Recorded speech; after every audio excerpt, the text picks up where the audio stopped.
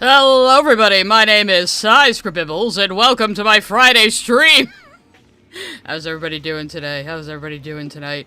Yes, this is the new Friday stream where I just, I don't draw and I talk about things, and I think I just minimized everything by accident. Hooray! Going so well, going so well. Here we are.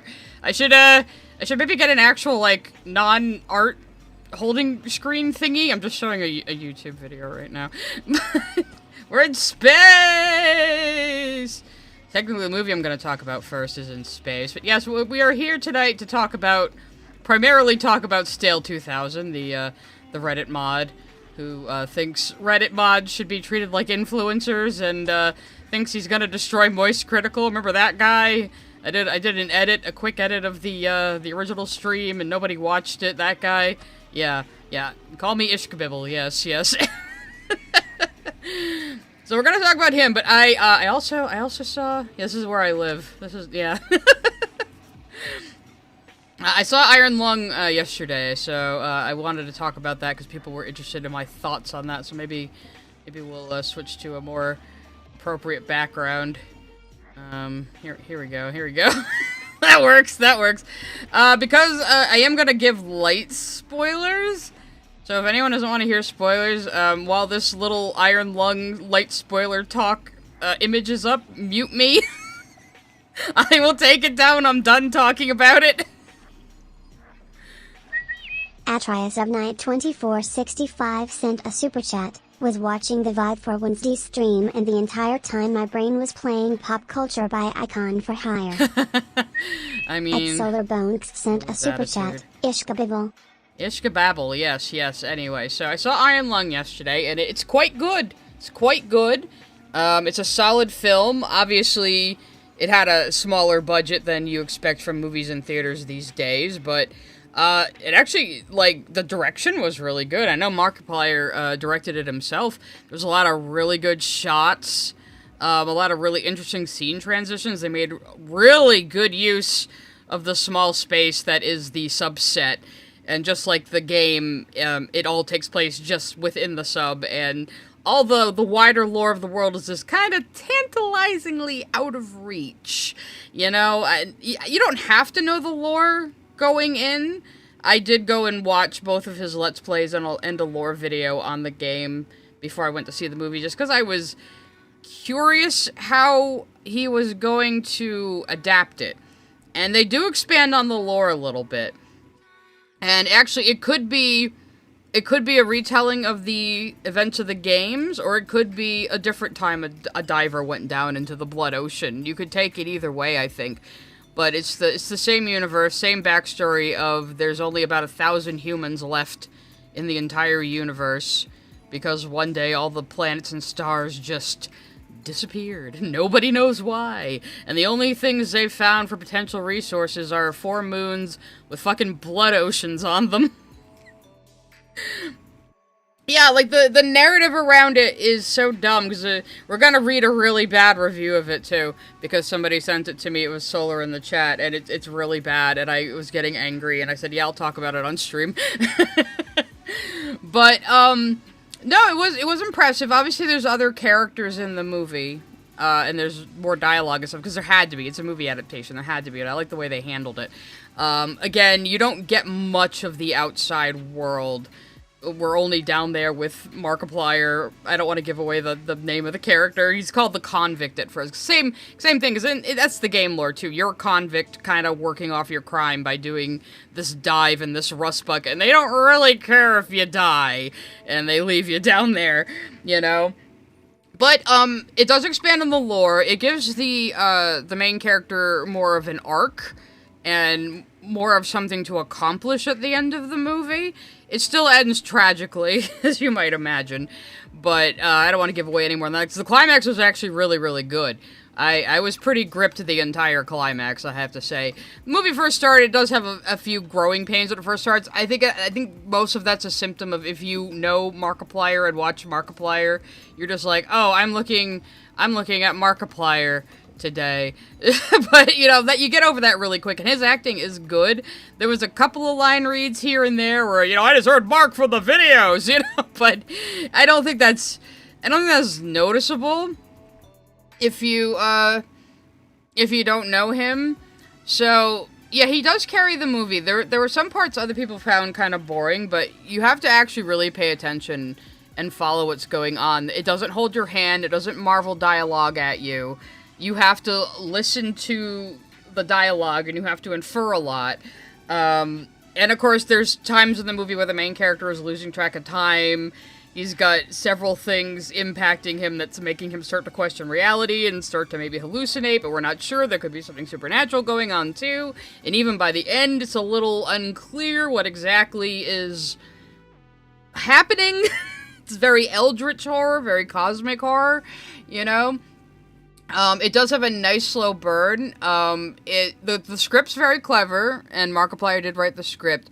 It teaches the audience as the movie goes on what's what. Like, it teaches you early on how the radar works and how the camera works, and you get other details about that let you know, like, so by the time something is circling the sub and the radar's going crazy, you know what that means, you know? It's very visual. You have to watch. He doesn't say a lot of things out loud. He doesn't say what he's thinking out loud a lot, and only when he's talking to other people. You know, and he's cagey with them for reasons you might imagine. I mean, they're sending him down there in that rust bucket. Had a lot of really good, like, symbolic imagery in it, I noticed. I was like, at one point, the porthole of the sub cracks in a way that resembles a tree, and of course the convict is from the station Eden that has like the last trees and last known trees in the universe, so that's very symbolic to him, you know. And like I said, it does give the character an arc. It becomes the main theme is kind of survival versus doing something for the greater good, for something that's bigger than you, you know. That's kind of the arc the character goes through as he slowly goes insane in this fucking submarine. I'm trying to think of anything else I wanted to say. Yeah, you have to actually pay attention and not be on your phone like the lady whose review we're gonna read. But I do recommend it. It's a solid indie film. It's not gonna blow your mind, but I mean, I'm proud of him for making it. It was his passion project, and that's what a lot of people are like out there, like, oh, these YouTubers thinking they can become movie stars. It's like, that's not even why he did this. He did this because he liked the game, and he had a vision, and he went out and made it. And just proved that somebody self-funding a movie for $3 million can just get it in theaters and get it out there and doesn't need the Hollywood system. And the Hollywood system is very nervous right now, and I love that. So I'm happy to support this film. But it's actually just a good, solid movie at the same time. One of the other symbolic bits I liked is toward the end, you might imagine, like in the game, the sub starts filling with blood from the ocean, and there's a point when the character's basically going into the climax where you've had this depth gauge on the side showing how high up or low he is in the ocean, and at this point, the blood just rises up inside the depth gauge, like it just doesn't even matter anymore, you know? And it has a lot of good, really subtle payoff, setup and payoff. There's a life preserver the character finds early in the movie when he's rummaging through the supplies they gave him, and he just kind of tosses it aside because what the fuck is that going to do for him? But it becomes important later, and it becomes useful to him later for other things. So yeah, it's got a lot of really good, really good tension and atmosphere. Cryo, friend of the channel who's here a lot, said he felt it was more a thriller than a horror, and after seeing the movie, I kind of agree. But I'm not talking about everything. There's a lot there I haven't mentioned. So, but that was just some specific things I wanted to mention. And they shot it on red camera, so it looks pretty damn good, actually.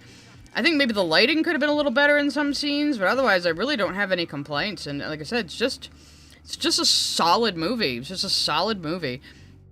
So let's see what this dumb bitch said about it. This Carla Hay. It's a short article, don't worry. Then we'll start reacting to Stale, and I'll do the supers before we do that. Yeah, Troy Baker's in the film as a background voice. Jacksepticeye's in the film as like a very background character who you get a glimpse of briefly. He doesn't even look like him. I didn't even realize it was him, to be honest. Let's see. So this is a person who's going to be really bitchy about how dare a YouTuber just go out and make a movie. How dare they do that? Let's see. Directed by Mark Fishbaugh, cultural representation. Taking place in outer space, the sci-fi horror film Iron Lung features a predominantly white cast of characters, with a few Asians, portraying people in an apocalyptic, unnamed planet.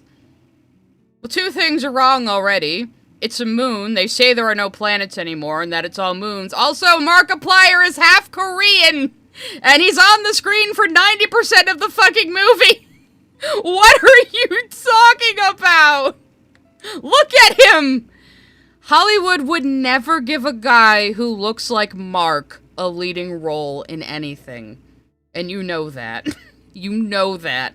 When's the last time you saw, like, an Asian male get, like, a leading role where he was, like, you know, a heroic character or a badass or anything that wasn't, like, a film from Asia? You know? Or just Jackie Chan? So yeah, woke scold review already, but like, the dude is half Korean. And nobody in mainstream Hollywood would hire a guy that looks like him to be the lead, ever. So, shut the fuck up. So, here's the rest of what she has to say. Culture clash.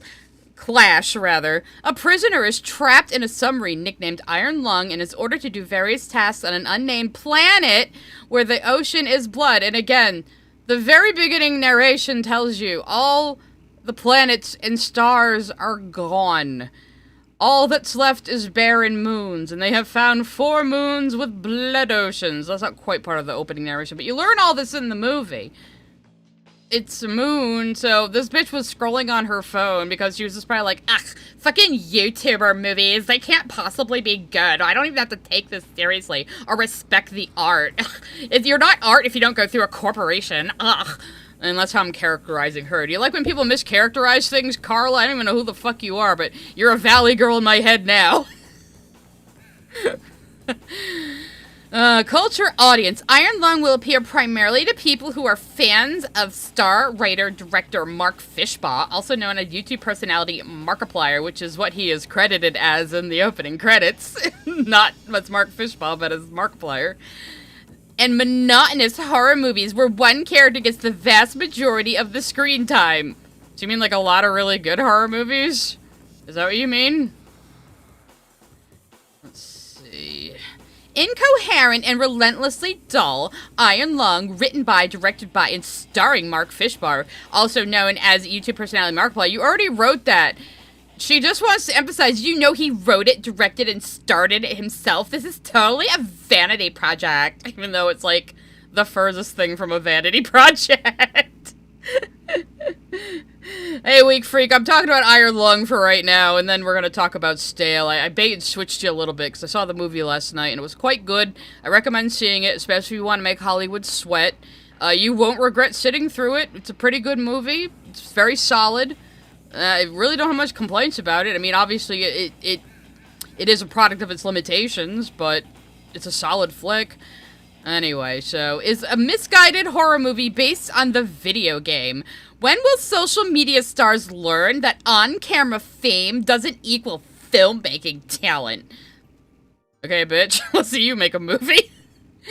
It might be why this awful and forgettable film was released through Markiplier Studios, the independent company founded by Fishbaugh, because it's hard to imagine any other studio would want to release this dreadful dud, right? You're only art if you go through a corporation who screws you out of your IP and most of your money. You can't just make a movie and release it. You can't do that.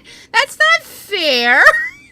You know, that's what most of the criticism about this movie has been like. She's not even talking about, like, the plot or the cinematography or anything. She's just like, you can't just make a movie and release it. Who do you think you are? You're just some YouTuber. Oh, my God. Fishbaugh is also a film editor of Iron Lung, which plods along at such a dull pace, not much happening for long stretches of the movie, except if you're paying the fuck attention. You have to actually pay attention to what's happening for the tension to work.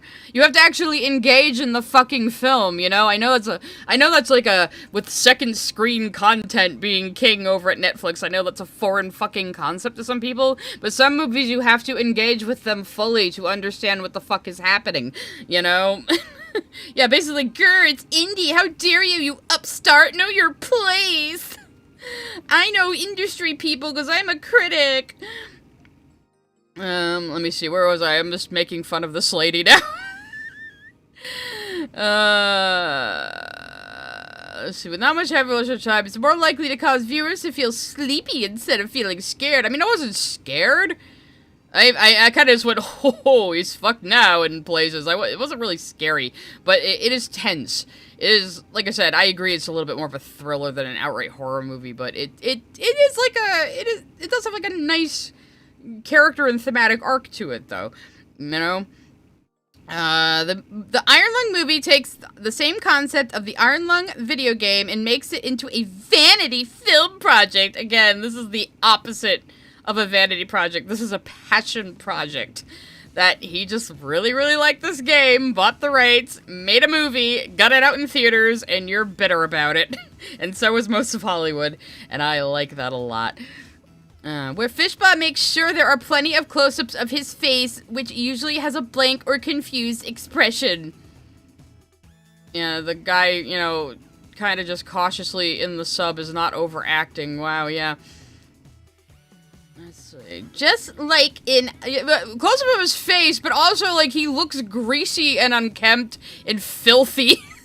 Like the entire movie. He's in ripped dingy clothes. His hair is all greasy and unkempt. He gets covered in blood and dirt and other substances, you know? It's really not a vanity project. I would tell you guys it was a vanity project. I'm not such a Marky Moose stan that I would tell you I wouldn't tell you if the movie sucked. You know, of course, I'll tell my brother when the movies he's in suck. So, like I said, not gonna blow your mind, but a very solid movie. Very solid movie. But you have to like slow tension, otherwise you're just gonna be sitting there like, oh my god, what's the point of this? Like this lady was. Let's see. Just like in the Iron Lung video game, the Iron Lung movie is about a prisoner who is stuck in a small rusty submarine, nicknamed Iron Lung. Thank you, Carla, we get it. On an unnamed planet... It's the moon, bitch. You weren't paying attention. Where he is submerged in an ocean of blood. He is tasked with exploring what's outside the submarine. In the video game, this character doesn't have a proper name. It is just called the Convict. In the movie, this prisoner, played by Fishbar, eventually reveals that his name is Simon. So yeah, he does have a name. But when you learn it and why you learn it is important. And it does become important later. So I'm not gonna say anything more about that, but... The beginning of the movie is a voiceover from Simon. I'm pretty sure the opening narration was not Mark. So already explaining there's been an apocalypse. He's been forced to work on the submarine to find something, but he hasn't been told what he's supposed to find for a very long part of the movie. A woman whose name is eventually, yeah, it's also important when she reveals her name. Don't worry about what her name is. Talks to him over the intercom system, isn't seen on screen for most of the movie.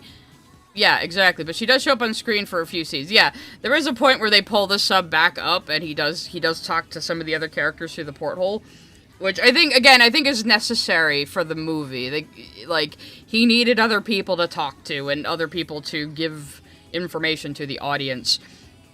So, yeah, I liked that aspect, and especially it's kind of horrific because they bring him back up, and they're like, all right, you're going back down now, and he's like, what? No, I don't want to do that. And they're like, you're welded in there, buddy, goodbye. So, 80% of the movie consists of Simon being alone and talking to the intercom, or a few other people who randomly show up outside of the submarine, except to hear Simon shout repeatedly, doesn't know what to do. Iron Lung gets repetitive with Simon getting frustrated and annoyed about wasting time and not knowing what he's doing there. After a while, viewers of this horrible movie will feel the same way. I mean, no, because, like, he does go through an emotional journey during the course of the movie. like, a lot does happen to him as a person inside that submarine.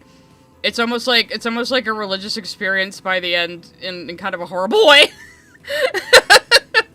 So, there's some nonsense about Simon collecting samples, taking photos of dead people. I don't remember there being people, but okay. And finding a handwritten note that says he should tie some wires together. There's a lot of argument between Simon and the lady on the intercom, who keeps dangling the promise that Simon will be set for free if he does what she says. Yeah, and it's obviously bullshit. And there's even more long-winded ridiculousness when Simon is hunched over in a chair and trying to look productive when he's really not doing anything helpful to himself or anyone else at all. There's a middle stretch of the movie a lot of people call boring and pointless, but I thought was actually pretty important, especially for later on, where Simon does cut the line of the sub and is completely cut off from everybody and has to navigate down there by himself, and we see him puzzling out where everything is and expanding the limited map he has by just writing things by hand and plotting coordinates by hand, and it's actually kind of important, especially for the climax. But again, I don't think this lady was paying attention. I think she was just looking at her phone half the time. Let's see. Iron Lung is a fairly good cinematography from Philip Roy. So she'll praise it when it's not Mark who was the only one doing it. Yeah, the whole aspect of him charting was interesting to see him problem solve and you know, be determined to survive this. That's an important turn in his character, and then he has a few more turns after that. Let's see, effective horror music score, blah blah blah. The movie's main color palettes are musty brown and blood red. Well, what about the bright green fucking buttons that contrast all that? Like, the control panel looks really cool. And they do a lot of close-ups of it that look really, really good. Again, they really, really get a lot of use out of the tiny, tiny subset. And they pick a lot of very interesting angles to keep the movie visually interesting. And there was a few shots and a few scene transitions I was very, very impressed with, actually. Because again, when I watch a movie, I don't just watch the plot, I'm watching the direction, I'm watching the lighting, I'm watching the costuming, I'm watching everything, you know? So, let's see. The movie's acting performances are mediocre to awful. I mean, not really. I mean, everyone's kind of intense, but, like, again, there's only about 1,000 people left in the universe, and everyone's dying, and they're desperately trying to find any resources at all, and all they have to work with are these fucking blood oceans. I don't think anyone's in a particularly good mood or has much hope for the future. You know? It's kind of bleak. It's supposed to be, you know? I don't think this lady understands bleak. The ending of Iron Lung is very abrupt and disappointing. Fans of the Iron Lung video game are better off playing the video game. So this is how we know she doesn't know anything about the game. Do you know how the Iron Lung game ends? It's very abrupt. Basically, big fishy pop through front of sub and eat you. That's the ending of the game.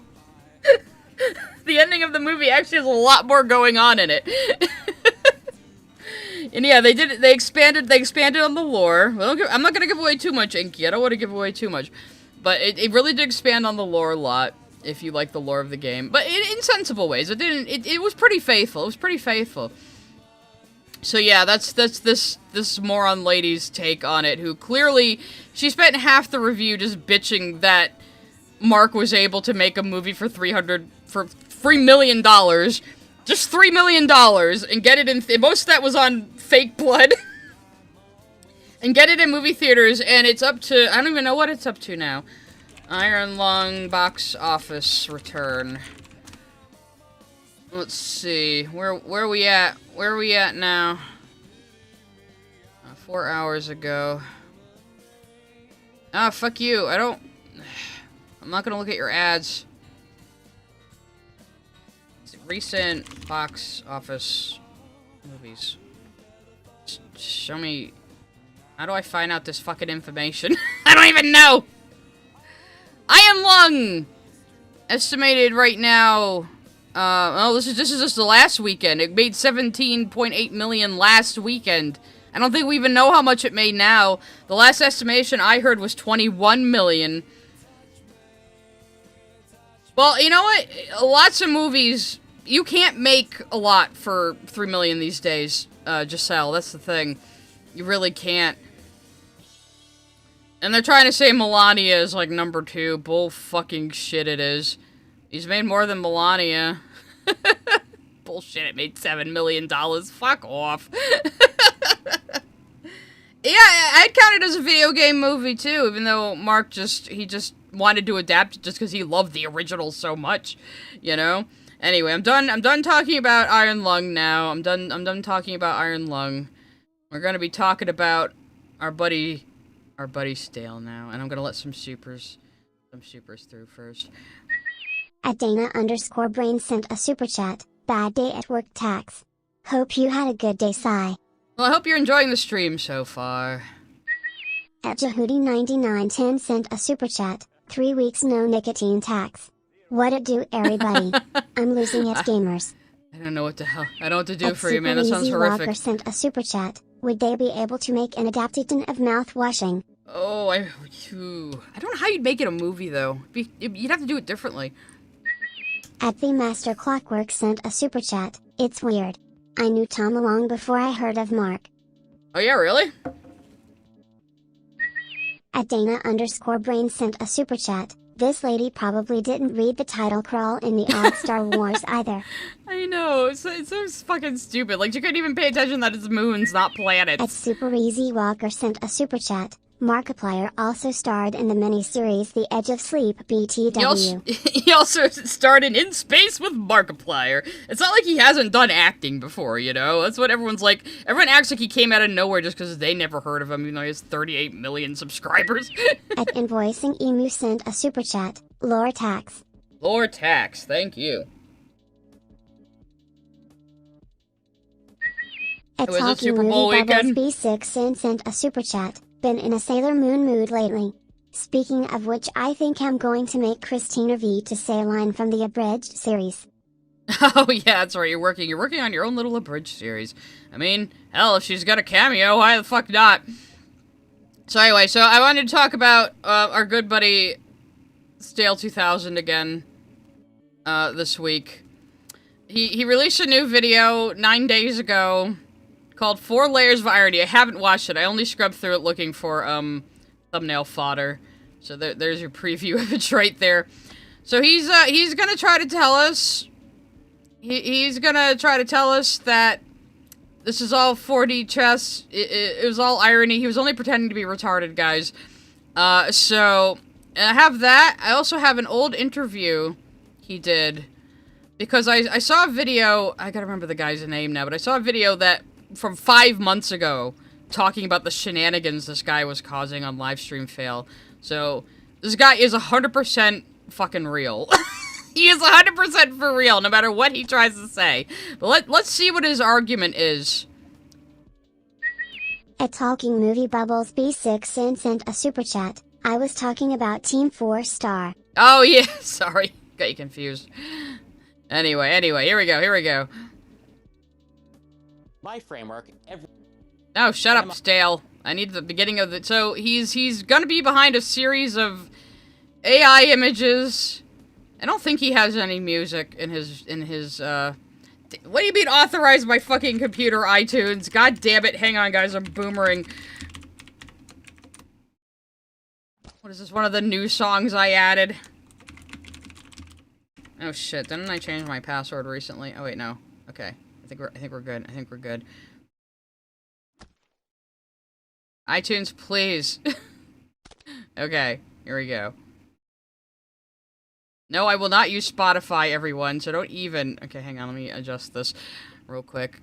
Make sure it's on the correct... Oh, cool, Freak Show. Perfect music.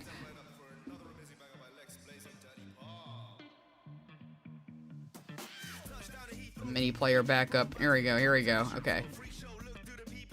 Oh, did it seriously stop capturing it correctly? God damn it, my scuff, everyone. Okay, hang on a second.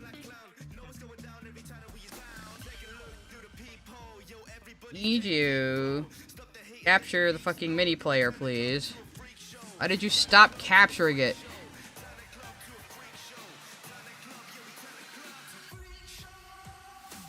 Here, just enjoy the freak show music while I figure this out.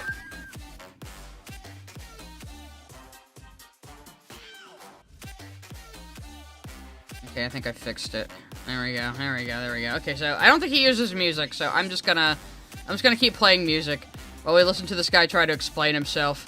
So, here we go. Am I serious? Well, yes and no. I like to say that I'm post-ironic, or on layer 2 of the irony scale. Yeah, we know you like to say you're post-ironic. I don't think you know what that means. Also, layer 2 of the irony scale, so you're gonna try to autistically quantify how ironic you might be, which makes me think you're not very. That means I try to talk about serious things by going way over the top with it.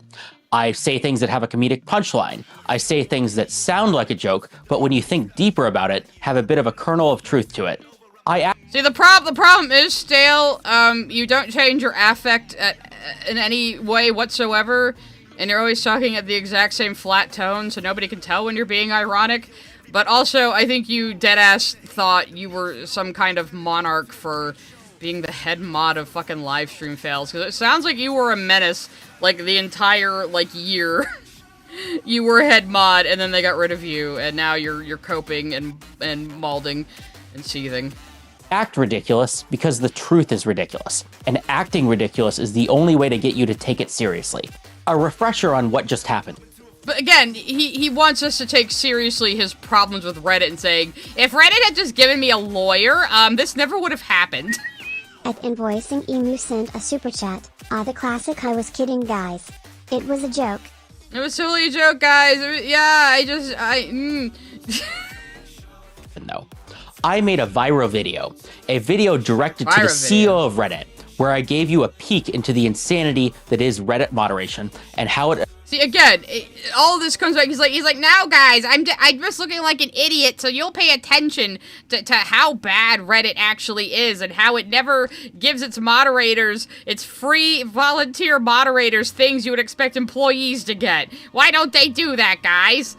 Yes, the Iron Lung spoilers are over. I took the graphic off the screen. We're talking about Stale now. It affects Reddit, the third largest social media platform in the US. In the video... Is it? I don't think Reddit's that popular anymore. I came off like a crazy person who was taking a silly topic like Reddit moderation way too seriously. You sure did. And I looked crazy because the situation is crazy. I was inspired to... No, you looked crazy because you are crazy, actually. Make this video by my favorite content creator, JReg. He is also a comedic content creator who created a video about the multiple layers of irony. And since I'm now a viral influencer, this is my attempt to contribute to the irony discourse by just... Doesn't make you look any less autistic to put what looks like a preschool stacking toy behind you. I'm just giving you some advice from one autist to another there, bro.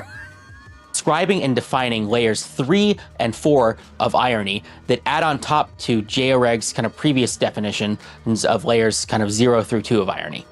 Now, was this guy joking when he made this video on irony? Did you link to the original by JReg? I don't think I'm interested in even watching it, so let's just see what his attempt at an explanation is. Specifically, I'm going to be using these definitions of irony to describe a very online topic known as lolcows that I've become intimately familiar with after my big viral moment. So what is irony? Well, in my framework, irony is critique, and each layer above the previous layer of irony is a critique of the critique. So what is layer 0 of irony? Well, that's just sincerity. That means just having an opinion, having a goal, having a direction, a philosophy. So why is it level 0 of irony if it's just the opposite of what irony is? Like, that... Yeah, Lannis Morissette has a better understanding of irony than you do, Brian. It's a black fly in your Chardonnay. However the fuck the rest of that song goes. I don't know, that's the only part I remember. Philosophy. Any just act or opinion or situation that involves agency. It is not in reference to something else. It is not the opposite of a different position. Instead, it is an opinion or philosophy that stands on its own. Notice that we can even have two opposing positions that are on layer 0 because they stand on its own without it being in reference to the other position. Layer 0 of irony is Republicans and Democrats? What? Maybe I'm not high enough for this video. Let me try to. I was singing Alanis Morissette over him. Let's back up. Let's back up the bus a little bit here. Let's back the short bus up a little bit here. Having a direction, a philosophy, any just act or opinion. Yeah, this is so. All of it's AI. This is so obviously AI. Because look at the weird like random splashes over here, and look how some of the stars are just like little blobby dots and like I don't know. And it's just kind of wobbly and doesn't look right. Yeah, it's definitely AI. What the fuck is up with this envelope? What are these weird pieces going down into nothing into it? Or situation that involves agency. It is not in reference to... This isn't even good. This is probably Bing. This is probably Bing looking at it. Bing does text like this. Something else. It is not the opposite of a different position. Instead, it is an opinion or philosophy that stands on its own. Notice that we can even have two opposing positions that are on layer 0 because they stand on its own without it being in reference to the other position. Some examples might be the Republican or the Democratic Party. They are in some sense opposed to each other, but they still have ideas and philosophies of their own that don't need to be defined as being against the other party. Layer 0 is... Except that's how everyone defines it these days, unfortunately. At ActionFan19 sent a super chat. Irony is critique? What critics have you been listening to? I mean, you can use irony to critique something. That's kind of what satire is. But, you know... that's not what he's doing, though. Being against the other party. Layer 0 is everywhere. The real world is mostly full of Layer 0 sincere beliefs. Well, that was easy. So let's get to Layer 1. You think like most of the world is sincere in what they believe? I don't know about that, buddy. Of irony. If Layer 0 is defending a belief, Layer 1 is attacking it. Layer 1 of irony requires the acknowledgement of the opposing belief and positions itself so as to attack it or tear it down. It is fundamentally destruction, not creation. And in order to... Are you confusing irony with, like, reductio ad absurdum or something? I don't... What is he even trying to say? To destroy, there must already exist something that was created to then destroy. Some examples. Some people say that sarcasm is a Layer 1 belief because you're saying the opposite of what you mean, but I mean something a little bit different from that in my framework of irony. The best example that I have of a Layer 1 position would be the Socratic method, or the person... How is the Socratic method ironic? You keep using these words. I do not think they mean what you think they mean. How is the Socratic method irony? If you don't know, I don't know if it is, I don't have faith in him to explain it correctly. The Socratic method is how you walk somebody through their own reasoning and logic by asking questions. You know, you don't assert anything yourself. You just ask them questions. You just ask them questions and, you know, see what their answer is. See if, you know, what they believe is actually consistent. You know, that's what the Socratic method is. It's not irony, though. I suppose you could ironically ask a question while doing the Socratic method, but that doesn't make the Socratic method irony. Is this also supposed to be 4D chess? Are you, in the next video, you're gonna say, "No, I was just joking about pretending to completely misunderstand philosophy, guys." The best example that I have of a Layer 1 position would be the Socratic method, or the person who's constantly asking questions about somebody else's belief and pointing out At least you didn't call them Socrates. flaws without necessarily even having a position of their own. Elitism, credentialism, or gatekeeping is a Layer 1 belief because it fundamentally says that there are people out there who are not qualified, are not competent enough to have a position, do an action, have a goal, etc., etc. And the fuck does this have to do with irony? Is the irony that you're listing everything that isn't irony? Is that irony? And that's why we need these credentials or gatekeeping to make sure that the wrong people are not engaging in certain actions. Layer 1 is exclusionary. And to get to my most important example, I would argue that the internet itself, especially social media in the digital age, is fundamentally full of Layer 1 beliefs and critiques, which stands... Layer 1 beliefs, but you started this... Wait, are you just using somebody else's irony model to describe... belief systems as being on layers, but you're not talking about irony? I am so fucking lost right now. I'm not the only one, right? At Super Easy Walker sent a super chat. I can see why he is called Stale because that's what his joke are. He decided to call himself that. I think some people have taken the 2000 to mean his birth year.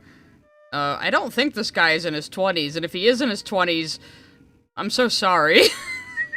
At GregCharles3240 sent a super chat. Late to the stream but hi sigh. Also Hi. Oro Ace tax. Thank you for paying your tax as well. I have my... I kind of want to go back and, like, re-listen to all of this to see what the fuck he means, but... I'm only 3 minutes into the fucking video, and there's other things I want to watch. Okay, never mind. Okay, well, let's try to listen to the entire fucking point about the layers of irony. I want to catch if he's actually still talking about irony or not. I was inspired to make this video by my favorite content creator, JReg. He is also a comedic content creator who created a video about the multiple layers of irony. And since I'm now a viral influencer, this is my attempt to contribute to the irony discourse by describing and defining layers 3 and 4 of irony that add on top to JReg's kind of previous definitions of... Okay, no, so he is still talking about irony. So layer 0 of irony is sincerity, and layer 1 of irony is the Socratic method.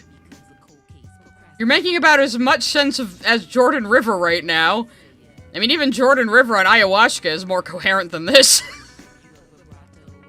somebody else's belief and pointing out flaws without necessarily even having a position of their own. Elitism, credentialism, so yeah, you're not a fucking influencer, bro.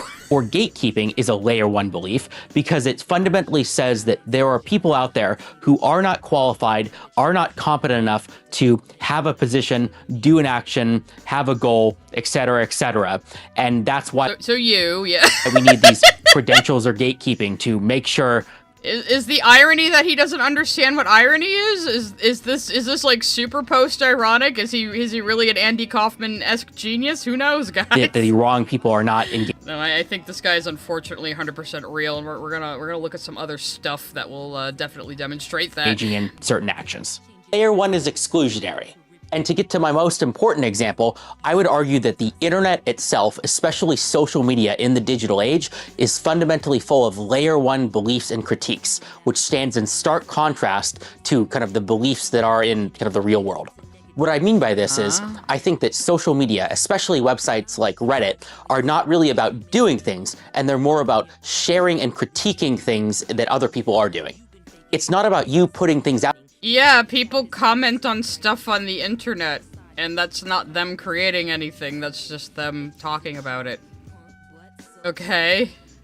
You know, this guy is a Tim and Eric sketch brought to life. I mean, I would think so if I didn't know he was like 100% serious, you know?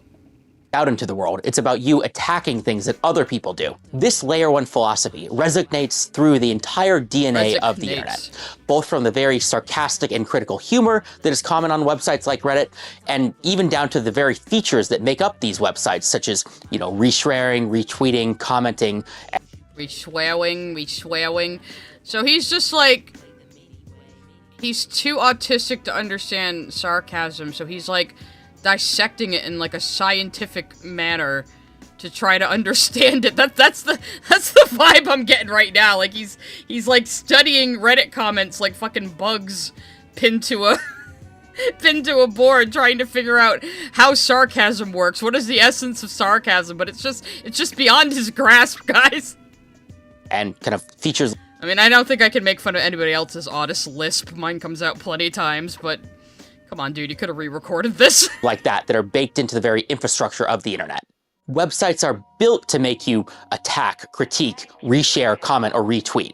And this is so ubiquitous that I don't think people could even imagine it to be any other way. It's hard to even put a finger on. Well, I could, because I remember a time even before the internet, but, you know, I'm old. On what is truly wrong with the internet, let alone fix it, beyond vague hand waves and attacks against the algorithm. And I hate this. I hate layer 1 of irony because it's fundamentally destructive. I hate this. I hate this thing that I just made up. @ChipManly1 sent a super chat. Behold, a man. Presents plucked chicken. There we go. We have some real fucking philosophy up in here now. Thank you for the super chat. And about attacking the things that other people do. And I think that this internet-driven, very critical philosophy is what drives very huge problems in kind of the world that we see today. And this is both on the internet and in real life. We live in an ironic, sarcastic... You just said the internet is layer 1 irony and real life is all layer 0 irony. Didn't you? And that the internet's different than real life, but now they're affecting each other? Why did you make this video?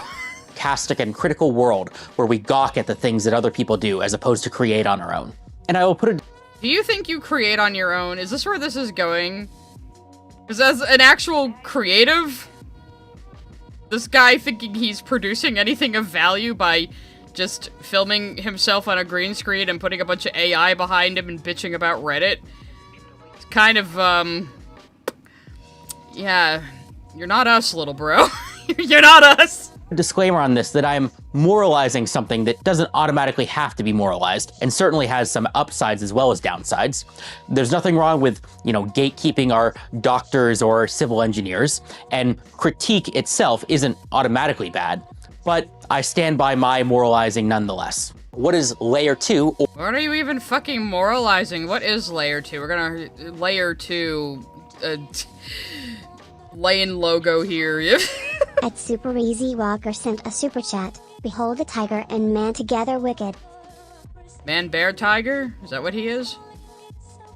Nonetheless. What does layer 2 or post-irony mean? Post-irony is the critique of the critique. If your body is... So he's pulling a Lily and he's ripping off somebody else's concept and misunderstanding it. You know, like how Lily kept calling things post-punk because she heard Yahtzee do it, but Yahtzee had an actual, like, working definition of what he meant by post-punk. Layer 0. When it comes to video games. Actors or civil engineers, and critique We found him, guys! It's man, bear, pig! itself isn't automatically bad, but I stand by my moralizing nonetheless. What does layer 2 or post-irony mean? Post-irony is the critique of the critique. If your body is sincere at layer 0, then layer 1 is the sword that attacks your body, and layer 2 would be the shield that defends itself against the sword or the critique. Layer 2... So layer 2 is fighting irony with irony? Even though your definition of irony was the Socratic method, which is not that. I am so lost. is not a position on its own. If it was a position on... You're correct, HJ. This guy is post-hair. He needs to give it up already, man. On its own, then it would be layer 0, at sincerity. No, it only exists as a reference to a reference. The way that I use post-irony is I say things that I believe, but I do it in a very over-the-top way that makes it sound like I'm joking. I do this as kind of a shield and a way of kind of dismissing criticism. You've never once sounded like you're joking. I don't think you're very good at it. This works because if I say something that I know sounds silly, well, it becomes much harder for other people to attack me for something that I have acknowledged already is the case. Or in other words... well, how's that been working out for you? 'Cause, I mean, I'm doing this live stream. I was only pretending to be retarded, therefore you can't attack me for it. Oh my god, he said it, guys! That's what I kept saying, but yeah, that's exactly... dude, you misunderstood that comic. You misunderstood the point of that comic. The I was only pretending to be retarded means you still looked retarded and nobody cares. They still think you're a retard. So, what did you get out of it other than other people thinking you're a retard? That's what that comic means. The guy with the punchline isn't the hero of that story. And layer 1 is the sword that attacks your body, and layer 2 would be the shield that defends itself against the sword or the critique. Layer 2 is not a... Oh my god, I can't believe he said retard, you guys. Oh my god, burn him at the stake. ...position on its own. If it was a position on its own, then it would be layer 0, at sincerity. No, it only exists as a reference to a reference. The way that I use post-irony is I say things that I believe, but I do it in a very over-the-top way that makes it sound like I'm joking. You don't. I do this as kind of a shield and a way of kind of dismissing criticism. This works because if I say something that I know sounds silly, well, it becomes much harder for other people to attack me for something that I have acknowledged already is the case. Or in other words, I was only pretending to be retarded. What a great place to pause. What a great place to pause. Yeah, Mega Man Elric, bro thinks explaining a joke makes it funny. If you have to explain a joke, there is no joke! Did you ever watch Batman? Therefore, you can't attack me for it. I live and breathe in Layer 2, but I'm told this can be confusing to many. No, you fucking don't, bro. This is I keep pausing on hilarious faces. I'm not even meaning to. Look at that. That could have been the thumbnail. Buddy, you are not living under 2 layers of irony, man. You, no. I don't know what it is you're under, but it's something. The effects of autism, maybe. Jessel sent a super chat. Rude to say it, but not like us. Not like us. Not like us. Not like us. No, he's not a based autist. He hasn't learned yet. He hasn't learned.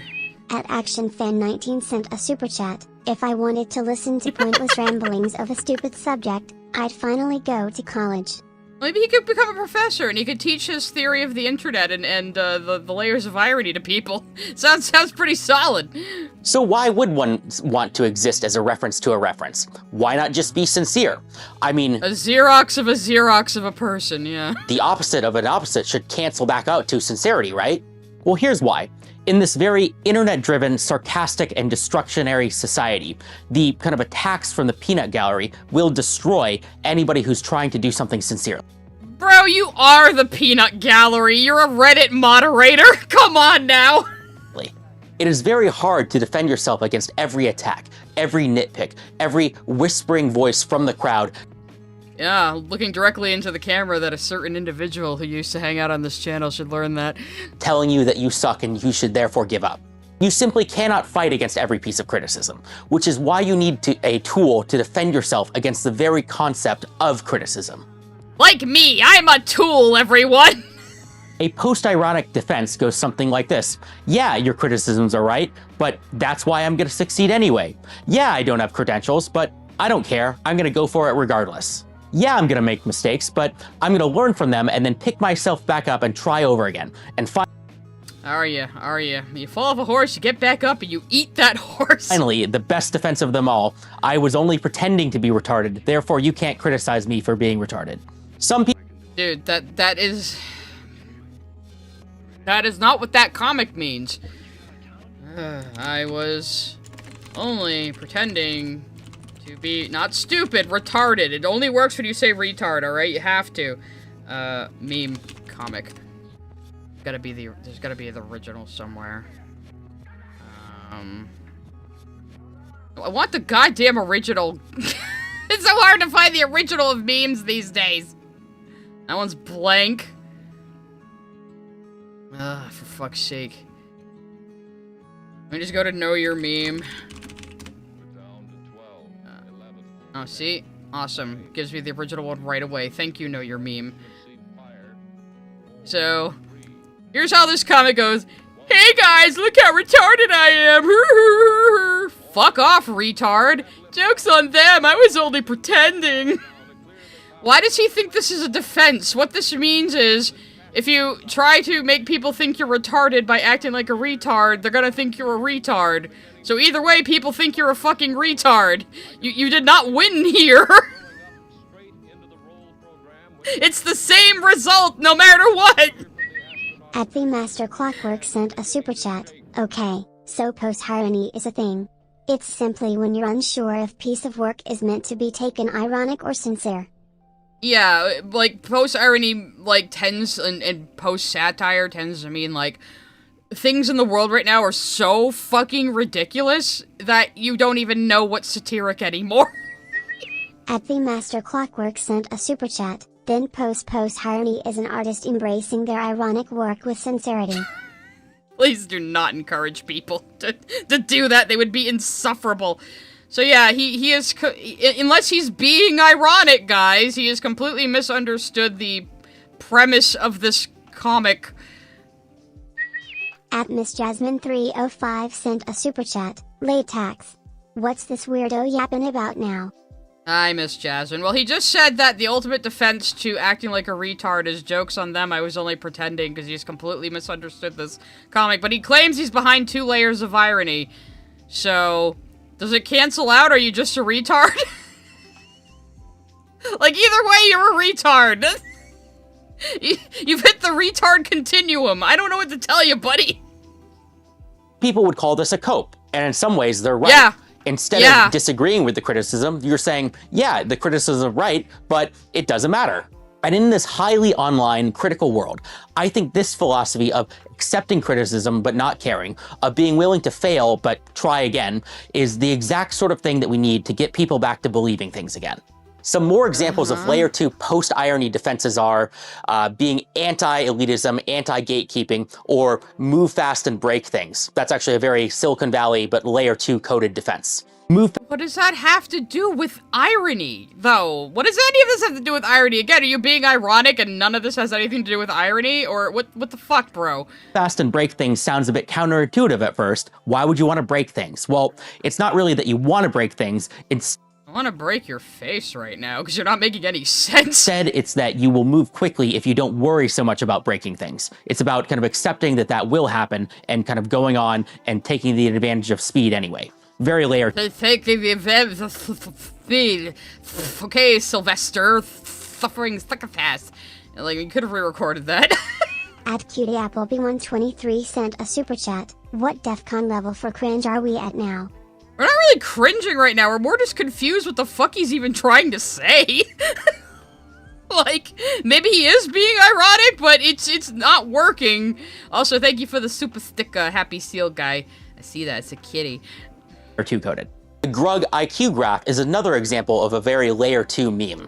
This one's about patriotism, and at Layer 0 you have kind of the Grug who is both, correct and also has kind of a very sincere patriotic belief. Then you have the center IQ person who's kind of the Layer 1 critique, and he is, against kind of the patriotic Grug, and he's kind of wrong in this image. And then at Layer 2, you have kind of the very high IQ person who is also patriotic, but presumably for different reasons than kind of like the low IQ kind of Grug, which is why he's trying to explain a meme, and he's not even showing the entire thing. So I can't even get what the original joke is supposed to be. It just has this dipshit superimposed over it, trying to explain it poorly. I have no idea what the fuck you're even talking about, bro. Are you just trying to confuse everyone into just stopping making fun of you? Because our brains have just melted? This is an example of kind of like Layer 2 patriotic propaganda is what we'll call it. This even expresses a patriotic propaganda, also now part of level 2 irony. What is happening? I want off this wild ride, guys. Very common quality among kind of like Layer 2 thinking, and that is that it has a kind of a very self-aware, self-important, pseudo-intellectual, I'm better than you type kind of idea. I can't believe he's hurting my head more than Jordan. Oh my god. At Weak Freak sent a super chat. What is he even talking about? I don't know. What? Huh? Like, at least with Jordan, I can kind of see the logic behind all of his spiritual woo-woo mumbo-jumbo, but this is just nonsense. Like, what are you even I can't even figure out what you're trying to say. Like, for... idea where it says kind of you have a point, but, it's not like the more basic point. It's actually kind of more complicated, but still correct. And finally, there's something... Have you ever had a dream where you to be very careful about with regards to Layer 2 post-ironic thinking. And that is, if your body is Layer 0, and poison is the Layer 1 thing that is attacking your body, and antivenom is the thing that fights the poison, the astute listener will notice that if you drink a bunch of poison and then drink a bunch of antivenom right after that, you are not back to being healthy. It's not... Your analogy was swords and shields before, and now it's venom and anti-venom? What? Just that the anti-venom counteracts all of the poison or criticism that's targeted against you. It's also that the anti-venom has side effects of its own. And if you take too much of the anti-venom, this is going to lead to very significant kind of problems with your way of thinking. What did you take before filming this? I just ask you for a friend. At ActionFan19 sent a super chat. Remember when Mr. Burns was all confused at the new Harvard? I envy him. This is him as like glowing Mr. Burns who got mistaken for an alien. and going about life. Which leads us into a side tangent, which I am calling the meta-ironic black hole. Which is just, look how much of this text is just complete gobbledygook. Because this is, again, a Bing AI image. Layered irony, deep fried aware, Ronnie, metis iro. And then just like some fucking non-existent hieroglyphs and shit. Weird faces. I don't know. This is the background I chose for the thumbnail, so you guys can see it in all its glory now. Irony is not the sarcastic opposite that is of like kind of layer 1 irony, nor is it the sincere over-the-topness of he has to go now. His home planet needs him. of layer 2 post-irony. Instead, meta-irony is something of its own. Instead, meta-irony is saying something that is masked in so many layers of irony that neither the listener nor even possibly you know what is even being said or what the point of it all is in the first place. Oh, so you mean like when you replace your entire personality with Tumblr posts and memes? Yeah, some people do that, and it's pretty stupid. Hello, Super Chats. He is turning into a corn cob as we speak, said Cutie Apple Pie. I don't know why it isn't fucking playing. Everything's breaking on me again, of course. Stream elements, please. I don't know, it's still not playing the damn Super Chat. But thank you for the Super Chat. I'm sorry it didn't play. At Cutie Apple Finally! B123 sent a Super Chat. He is turning into a corn cob as we speak. He is, okay. Another Super Chat coming from Dido Nuggy now. If it's going to fucking work. Don't make me refresh it again. Stream elements. Ah, you son of a bitch. Try it again. My brain is also being fried, though. Yeah, might need to smoke more weed. I don't know. This is... Hello, Super Chats. Okay, maybe it'll come eventually. Let's leave it on pause for now. Is the statement true? Is it false? Is it half true? Nobody knows. Some people, like JReg and iDubbbz, have said that meta-irony fits into layer 2 of irony, but I don't really think that fits. Let me explain why. But does iDubbbz subscribe to this weird concept of fucking irony you apparently have? What is happening? We have Kant at home, and this is the Kant at home. Yeah, he sure is a Kant, that's for sure. Thank you for the Super Chat. I'm just gonna have to read them out loud until it fucking fixes itself. In my framework, every even layer of irony, that is layer 0, 2, 4, and so on, is in agreement with the original layer 0 position in some way. Whereas the odd layers, that is layers 1, 3, 5, etc., are the critique or in disagreement with the original sincere layers. Here we go. Gee. Sigh, help, my brain is too fried for this. Thank you for the Super Chat. I don't know why my fucking thing is acting up. At Jehudi9910 sent a Super Chat. We have Kant at home. Kant at home. Yeah, I wouldn't take iDubbbz as a fucking role model for anything.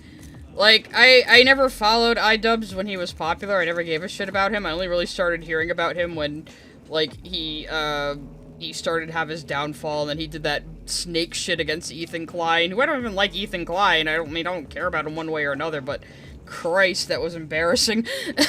So, I don't know what he's blabbing about. I can't, like, usually when people are talking crazy, I can at least follow their line of logic, or at least figure out what they're trying to communicate, but I don't even know. 0. But meta-irony doesn't fit that pattern at all, because you don't know what they're saying. I think that meta-irony is something that you can enter at any layer of the irony scale, and it's sort of a black hole or vortex that tears away all of the meaning in your statement and can, you know, send you spinning out up and down all across the layers. It gets even I don't think you know how black holes work. easier to enter into kind of the black hole the more layers that you go up. The black hole analogy works because it really does feel like your position is kind of spinning out of control. Are you being sincere? Are you being sarcastic? Post-ironic? Post-ironic? Nobody knows. That's why it's the black hole. And layer... Yeah, but I don't think that describes you, buddy. You can't even, like, you don't even have good comedic timing. We watched one of your little skits you made. You're very bad at this. Layer 2 really is where most people start getting sucked into kind of this black hole, which is why it can be kind of so confusing to many. In fact, the original viral... Looks like my supers are working again. Adbalonic111 sent a super chat. Oh crap, sorry, forgot about this stream. What Only did the I second miss? Friday stream. Ugh. Not much. Stale has been making 0 sense. He's trying to describe what the layers of irony are, and everything he's said so far is not what irony is. So, we're just kind of sitting here confused. Yeah, and then earlier I gave my thoughts on Iron Lung, so there you go. Viral video that I made, which was kind of addressed to Spez, the CEO of Reddit, kind of fell into this black hole. This is because there were some statements in the video which I thought were clear jokes, like Reddit moderators should be treated like celebrities, and then there was other things that I said were sincere, and there are other— I don't think you were joking when you said that. A shock jumping walrus 6744 sent a super chat. Timing. Timing! Yeah, though, Doug's right. Even though he has terrible comedic timing, timing is a very big part of comedy. @replica_rabbit sent a super chat. Irony tax. Yeah, we're under, like, 5 layers of irony, so we're under 5 layers of irony infinity plus 1. What are you gonna do now, Stale, huh? Or was I being ironic there? You'll never know. Too many layers, too many layers. I have no sincerity left in my body. It's only layers of irony. Just like the chicks who had, like, layers to their bodies in that one Junji Ito comic. I don't know what the fuck I'm talking about anymore now. Yeah, I feel like his therapist listening to a confused patient watching this. Therapist just sitting there like, well, at least I'm getting paid. other parts where I think I just got clearly carried away. Some people have called it cope for me to— Oh, but yeah, I deadass think he thinks moderators should be treated like celebrities and that they have a lot of real power, and that, he was serious about how he thought Reddit mods should get training and resources and shit like that, when it's like you're a free volunteer and not an employee, buddy. It doesn't work that way. Claim that it was all a joke in the first place, but looking back on the video myself— And when you said to Charlie, oh, well, you're an influencer, what, I bet you, go after, like, promotions and stuff, so implying that you two are an influencer, so yeah, shut up, you meant it. It's actually very difficult for even me to tell which parts are kind of real or were intended to be jokes, or were just kind of me kind of losing it in the moment.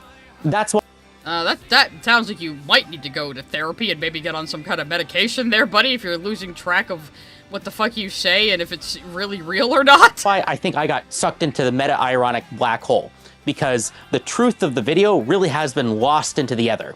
Another example of a meta-ironic content— Again, what is the truth you want people to understand? That you think Reddit mods should be given support and training by the company Reddit, even though they have absolutely no obligation to do that. Creator that people often bring up is Sam Hyde.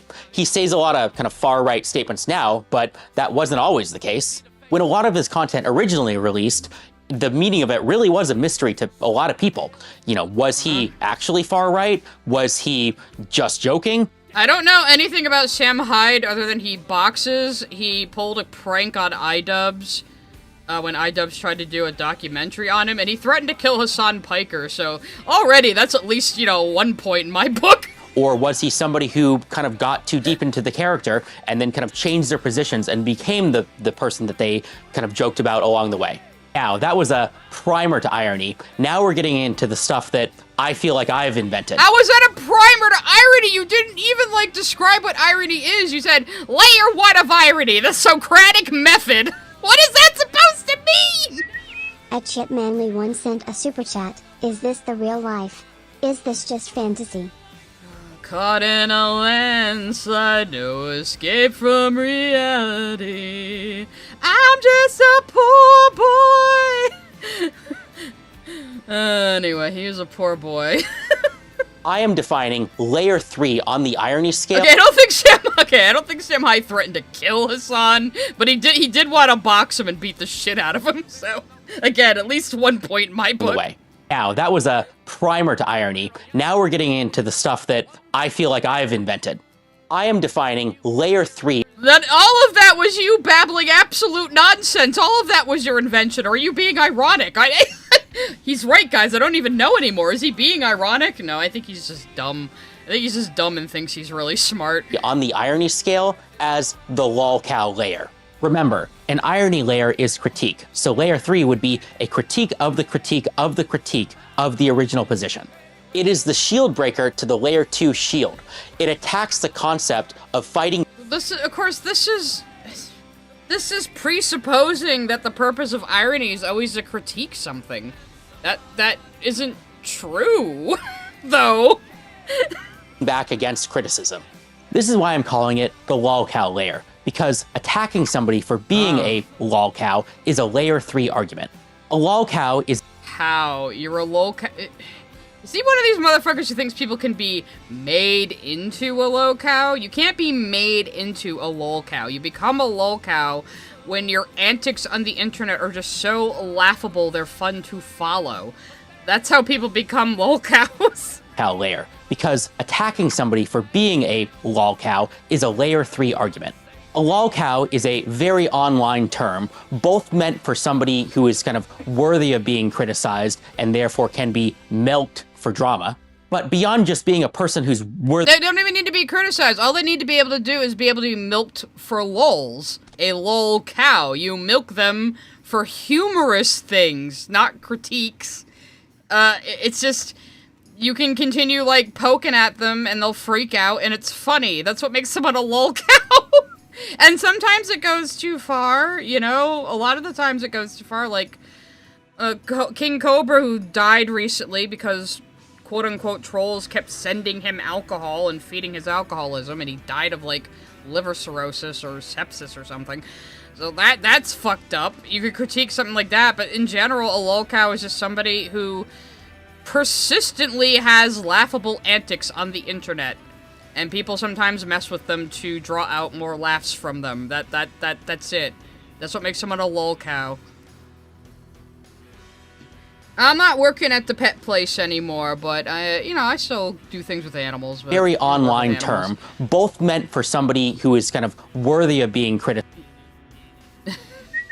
Adbalonic111 sent a super chat. Yeah, I get the sense that this guy isn't smart. Yeah, but again, I don't even know what he's trying to say. I don't even know what he thinks some of these concepts are, because he hasn't actually explained. He just goes, Socratic method, it's irony. It's like, what? Criticized, and therefore can be milked for drama. But beyond just being a person... Again, it's not milked for drama, it's milked for laughs. Who's worthy of ridicule, a lolcow is also sort of self-aware. That means that they know that they... No! No, sweetie. Lolcows are usually not self-aware at all and think they're just being attacked on the internet for no good reason. Kinda like you right now. So, sort of self-aware.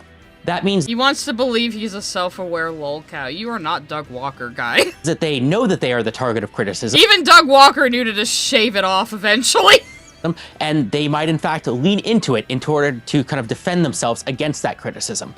And the very... So you're saying, I'm leaning into being a lolcow. See, I was only pretending to be retarded, guys. Again, buddy, point of that comic is, you look like a retard either way. So, yeah. very act of leaning into kind of the criticism and being the lolcow makes them even more of a lolcow by using this kind of defense against criticism by being the thing even more. In other words, the lolcow is using a strategy of kind of trying to fight back against criticism, and the accusation of being a lolcow against the person is instead criticizing that very behavior of kind of fighting back against kind of this kind of ridicule or these attacks. Yeah, that's how lolcows end up escalating things, by trying to fight back against the people laughing at them, which just makes them laugh harder. And usually they're the type of person who is just going to be accidentally hilarious while they do this. Or it's hilarious how disingenuous they are, like somebody like fucking Amberlynn Reed or somebody, you know? That's why it's the shield breaker to kind of like the shield that the lolcow is attempting to use against criticism. Layer 3 really is where things start to get very complicated. I feel like it's very easy to tell the difference between... This is already so complicated, and for absolutely no reason, because nothing you're saying makes sense or connects to each other. Layer 0 and Layer 2, sincerity and post-irony, because, you know, a sincere position sounds very different than somebody being kind of over-the-top and hyperbolic, even though they still kind of mean the things that they're saying. Whereas I think Layer 1 and Layer 3 are much harder to differentiate, and I struggle to find any real examples of this. Layer 3 would be like saying... They're really hard to differentiate. I can't think of any examples, but just trust me, bro. My theory is completely solid. The science of just trust me, bro. The move fast and break things philosophy is a bad philosophy. But how is it that much different from just saying, don't break things? People criticize others for moving too fast and breaking too many things all the time. Who told you this phrase? And why are you taking it so literally? It just means do things quick and dirty, you know? Sometimes it's what it takes. In fact, moving too fast might in fact be the chief cause of people breaking too many things.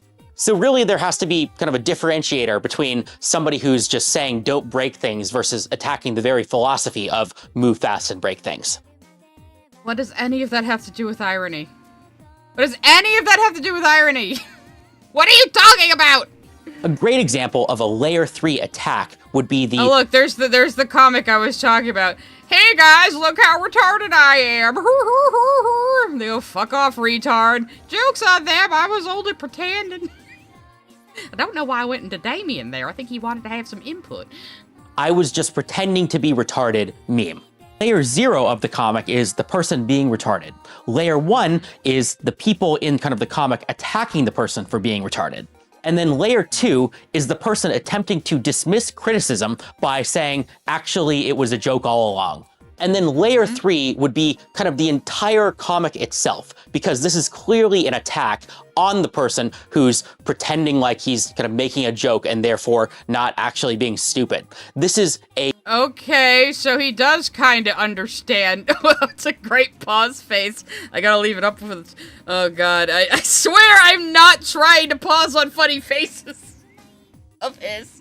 It just kind of happens. His face just kind of does things, okay? But I lost my train of thought. I got so distracted. And we look, stop throwing tomatoes, it's funny. But yeah, the point of the comic still is that either way you end up looking like a retard. So what does it matter? At ActionFan19 sent a super chat. Yeah, I will trust him like hell trusted Vox. If only he was as slick as Vox. That's probably what he wants. I mean, he is glowing blue right now. A layer 3 attack because it's attacking their kind of cope. Oh, Miss Jasmine, I don't think it's because he thinks his audience are full of toddlers. I think he is autistically dissecting this, trying to understand it himself. And again, I'm saying this as an autist. I kind of know how the autist brain works. That's the angle I'm coming at it from. Kind of the comic attacking the person for being retarded. And then layer 2 is the person attempting to dismiss criticism by saying, actually, it was a joke all along. And then layer 3 would be kind of the entire comic itself, because this is clearly an attack on the person who's pretending like he's kind of making a joke and therefore not actually being stupid. This is a layer 3 attack because it's attacking their kind of cope or defense against criticism. An issue with layer 3 and kind of the deeper layers of irony is a problem that I have invented called the nuh-uh problem.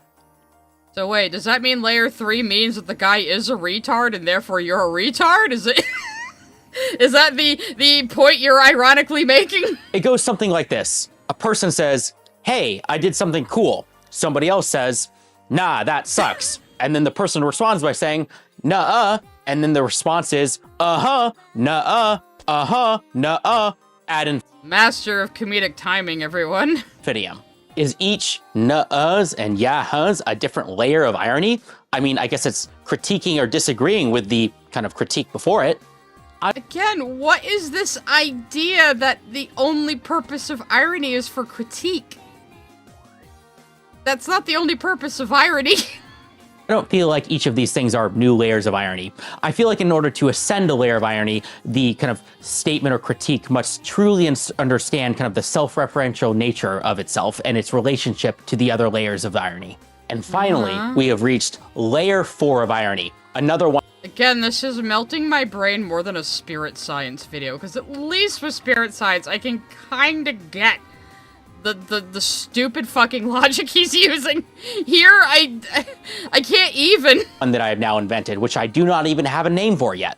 If you have a name, please kind of say so in the comments of this video.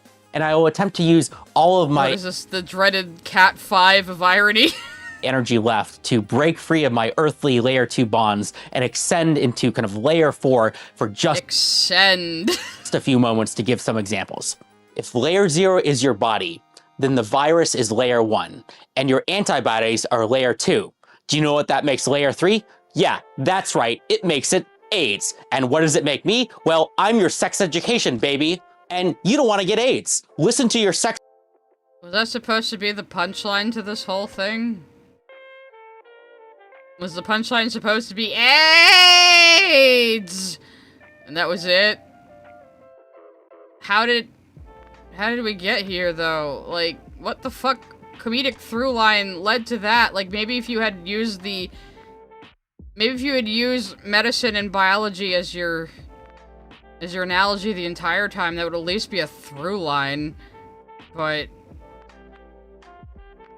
that's not a Deadwing Dork reference. That's Deadwing Dork referencing Red Letter Media, which I was also. That was Rich Evans, alright? Fuck you. We're both ripping off the same people. Educator. And AIDS isn't the thing that kills you. It attacks your immune system. It is the rest of the virus-like criticism that truly destroys you. And even more than that, AIDS is very difficult to cure. Once you have contracted kind of an illness that prevents you from fighting back against the very concept of criticism, you're doomed. You have AIDS. So don't have criticism AIDS. Got it. Good advice. For life. And even worse, you can transmit it to other people. And us level 4 sex educators are— yeah, I feel like you're transferring AIDS to me right now. out here trying to warn you of the danger of AIDS, either with, you know, condoms or abstinence. And you teenagers out there, you're just out there kind of having fun, laughing at us, not really kind of taking our warnings seriously.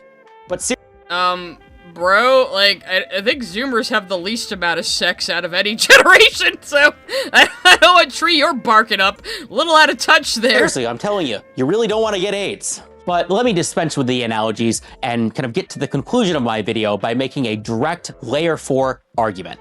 Remember, irony is a critique, so level 4— What was layer 4 again? And no, irony is not a critique. Irony is not always a critique. You can use irony for comedy. You could use it just to teach a lesson. Like, it doesn't have to be for critique. 4 is attacking the level 3 lolcow position. And it would go something like, I know you're having a lot of fun with your kind of critique and ridicule at your target and making your target kind of defenseless against criticism. Nay, you're making it so that if they even fight back against criticism, that kind of means that the attacks and criticism apply even more to them. And my response to that would be, why? Why would you hold such— My response to this entire video is why? Just why? a philosophy that can be so accurately encapsulated by 2 words: give up. Like, what are the good outcomes here? What are you trying to do? What are you trying to— Are you asking yourself these questions? Are you having some kind of crisis here toward the end of the video? accomplish by attacking the very concept of fighting back against criticism? At least layer 1 is kinda useful. If you point out a problem, you can solve it, you can mitigate it, you can fix it. Whereas layer 3 is more just saying, nah, don't even try. The whole philosophy— You're not even talking about irony. You haven't talked about irony this entire time. Is that supposed to be the irony? Because that's not funny. Philosophy is just sad to me. It's a tar pit of despair that you can't escape from, and I reject it. And that's kind of my layer 4 attack on kind of the lolcow argument. If you have any arguments that, or examples that kind of fit this layer 4 analogy, or names for this layer 4, put them kind of in the comments below. Thank you for watching this video, and I hope you come out of this video as equally enlightened about the concept of irony as you are infected by it. Because I will warn you, there's no way back. Yeah, I definitely can't unsee that. Okay, let's look at the comments. Okay, let's see. Oh, I'm zoomed in too far, god damn it. Okay, let's see, oh, he's got a comment on the top, too. Some people are asking why I made this video. Well, the answer is because I am terminally online, obsessed with irony, and I wanted to contribute to the discourse thread. You don't even understand what irony is! I was only pretending, guys. You fell for it, LMO. 4 layers of hair recession. He's coping. He's lying. He's bald. Since I'm a viral influencer, lol, sure, bud. Layer 4. I am a fucking lol cow and I'm in denial about it. There you go. Somewhere his mom is crying in the kitchen. I can't wait for the Meat Canyon video! DSP used this exact cope not 2 days ago. You are speedrunning.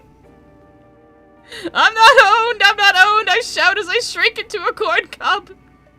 Bro, Chris Chan tried like 15 years ago. Everyone can see through this. The iDubbbz defense. Hats are like $10. You can't be that broke already. 4 layers of cope. The gift that keeps on giving. 4 layers of Reddit. Digital footprint gonna cost bro's entire retirement fund. Spez's final form. This is maybe it's Spez's future self come to haunt him. Sometimes I get sad that I remind myself I'm not this guy.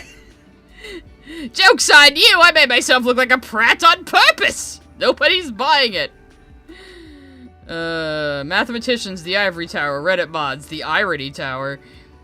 This guy has to be a plant. His big-ass head is entirely slicked to the side and failing to hide his bald spot, greasy hair, his fucking size small polo, his big clunker of a microphone, his face proportions being 50% smaller than the size of his actual face. Like, this is rough. Oh, these are killing me.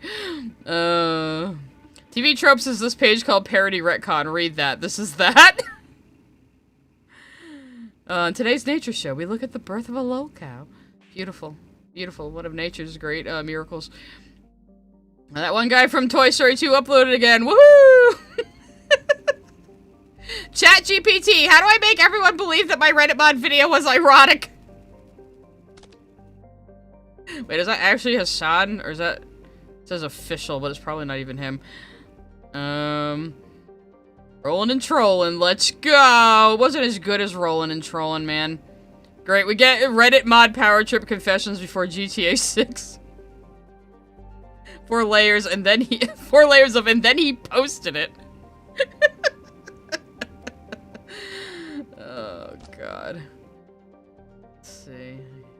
Okay, a lot of Chris Chan references here. What would you know about transmitting STDs, bruh? In fucking human form. Yeah, we have some more things to watch from him, believe it or not. At the _space frog sent a super chat. Everyone is now dumber for having listened to that. Yeah, and may God have mercy on your soul. At the Master Clockwork sent a super chat. I can't tell if he's saying he's too smart or too autistic to be above all the criticism. And I swear he means cynicism, not irony. Maybe? I don't know At what the fuck he means. 9910 sent a super chat. Viral influencer, is that what we're calling being pelted with eggs in the player? I mean, if you're post-ironic enough, he did upload a live 12 days ago. Oh my god, he's live now! Oh my god, guys, I have a terrible urge to stream snipe him. Maybe just for a couple minutes. Maybe just for a couple minutes. Putting out a video per day. But, you know, now I'm playing World of Warcraft. Oh god, he's a WoW player, of course. Which I mean, I am trying to do stuff with this guild, so. Skill. Yeah. Real skill playing World of Warcraft. The most boomer fucking game that my normie brother plays. Oh man, dead air, come on, you can't just stop talking and sit there, buddy, come on, think of your audience, no! Now he's just chair streaming, like fucking Hassan! Wait, is he onto us? Oh no, what if he's actually really powerful and he's gonna press a button that's gonna nuke my entire stream and my computer at the same time, guys? I'm not being post-ironic. Okay, he's actually just chair streaming, okay, that's cool. At Miss Jasmine 305 sent a super chat. Seasonal depression's been hitting hard this year. Yeah, but same, the thought that I will never lack as much self-awareness as this guy makes me feel loads better. Oh, that's good. Yeah, it's starting to go away for me at least because yeah, I'm surprised nobody's like crash. Oh, somebody's like coming up to his character. Wait a minute. I was about to click off, but something might be happening. Somebody trying to crash his stream? Okay, you got his tendies from mommy's back. I just got back in time. It doesn't matter. Okay, well this is boring. Anyway, so he uploaded a stream 12 days ago that's like 50 minutes long, so I might just put him on like 3x speed, or maybe we'll jump around. So it is fucking Hassan levels of laziness, yes. Learn from the best, I guess. 19 sent a super chat. Happy 35th birthday to Blizzard. Yay, I guess. I don't know, don't they suck now? And also thank you, Shark Jumping Wars, for another 5 gifted subs. If you get hit by the gifted sub fairy today, you can go to Discord and connect your YouTube account to your Discord account, and it should just dump you right in my Discord. Usually works. So, I don't know if I'm trying to think of what I want to listen to first, because this is an old interview he did. Apparently he also talked to XQC at one point. I can't find that one. But there's this one by Henry Resilient, who I've never actually heard of, but he seems like a popular Twitch streamer. Oh no, he's a YouTube streamer. No, I see YouTube here.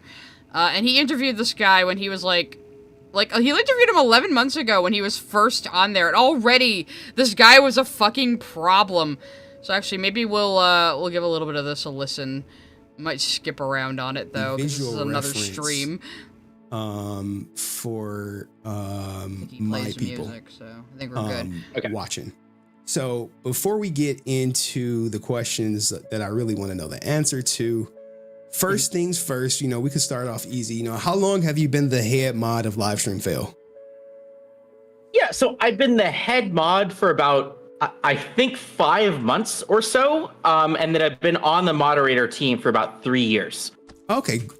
Okay, so he was on the moderator team for LSF for 3 years before he got handed head mod position and just turned into Wheatley when you plug him into GLaDOS's body, basically.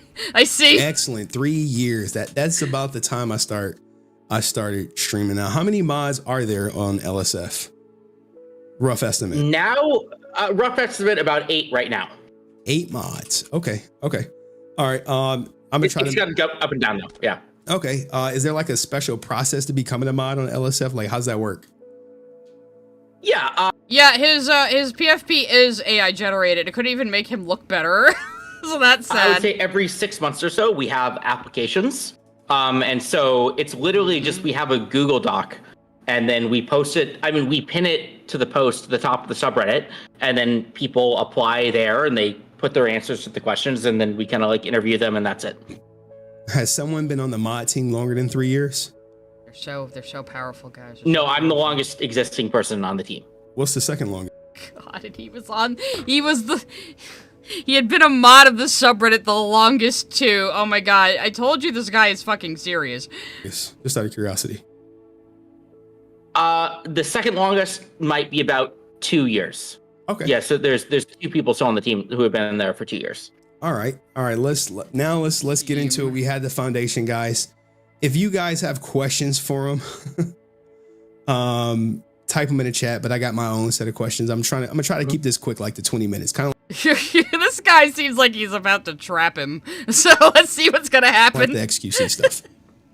So what's the process behind the scene that the moderators have to follow for removing a post? Like, is there like a 2-party approval, or can like a rogue mod just be like, I am deleting all of Henry Resilient stuff off top?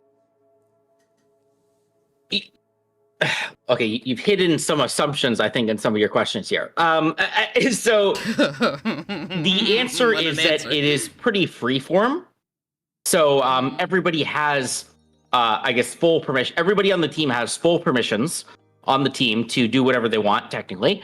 And then for, Technically, people, see a post and they, based on the rules, they make their own judgment call on if it should stay up or it should be removed. And then they sometimes make a judgment call on like, so we have a Discord. And so sometimes if there's controversial posts, if there's like questions of should this be removed or not, sometimes people will bring it up and discuss it. And then on top of that, there is some, there's some like logging of the stuff. So there is, if you remove a post, people know who removes it, and that's like, and then we can like discuss that, or disagree or agree or something with the person who removes it or not. Henry here can barely hide that he wants to smirk so bad because I think he's got a trap card but up his sleeve. A lot more freeform, I would say. Okay, it's freeform, but you almost like imply that somebody could like do it secretly, but that's not really the case because you can't really do stuff secretly on Reddit. Now, why would you assume that's what he's accusing you of right away? Why would you just assume that's what he's going to accuse you of? Even look at his face. He's like, he knows that I know. Well, no, I wasn't. I wasn't saying secretly. I'm saying like, okay, you one of these 8 mods, and let's just say you a fan of a certain content creator. I'm cranking out court documents on left and right, and you like, well, that's one of my favorite streamers. Anytime I see a Henry Resilient post, I'm just going to knock it down and move on. Could that be happening within LSF? Not secretly. I'm not saying they're doing it secretly. I'm just saying they just have a strong bias against me. So they're like, look, I'm just going to, just knock it down in the first minute. Well, they're definitely like that on YouTube drama. And keep it moving. I mean, we'll just get right into the meat of things, right? Because this is one of the things that I wanted to talk to you about, right? Because a lot of your posts have been removed. I would instantly, say. Almost. I'm talking about within minutes, as in like I'm streaming and people like I usually do fresh court docs, fresh content. Fucking tabs and people open though, like bro. even people in my community say, look, I'm going to post it from this account. Let's see how long it lasts, and within minutes, it's like your moderators are waiting on it to get posted, and boom, it's down. Sure. So I'll give you, I think like I will stand by, I think the removal of like 95% of the removals for your posts, because I'll give you 3 reasons, because people just don't follow the rules. So there was a most recent post that you got removed about NPM or something. That was removed because it... Go ahead. Because it was not from a live stream. It was from a YouTube video, right? So we don't allow clips from YouTube videos. But that's not an But I mean, we stream on YouTube, so why wouldn't you? It's only about Twitch streaming, isn't it? accurate statement. You do allow clips from YouTube videos, just not ones about OTK. Well, sometimes we don't notice it, I would say. It sounds like Stale knew exactly what Henry was going to confront him about here and is kind of panicking a little bit. If we probably shouldn't have allowed it, but like, I mean, so that is our general rule.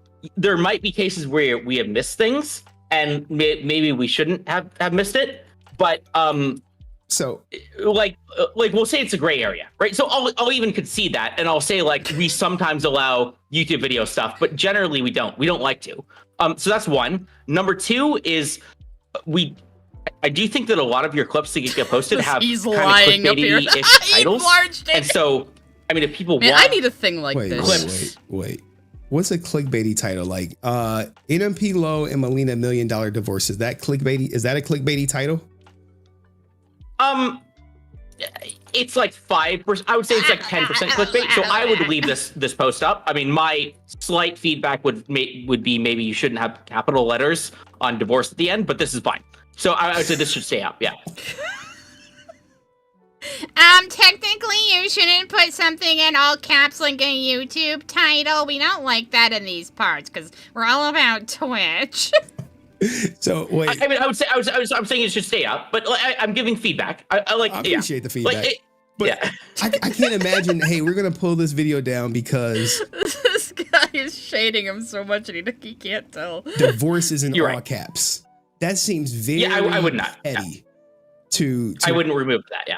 To pull down a post and going back to the videos, XQC made a brilliant point that during the pirate software drama, multiple YouTube videos were left up on LiveStreamFails. So if you say, well, we generally don't allow videos on LSF, and then you have multiple videos from YouTube discussing quote unquote drama of pirate software, and then you get one from Nick Palom's divorce, and you say, hey, we don't allow YouTube videos on LSF. Now you're like, well, we don't allow videos on LSF that pertain to OTK because it's clearly okay for pirate software.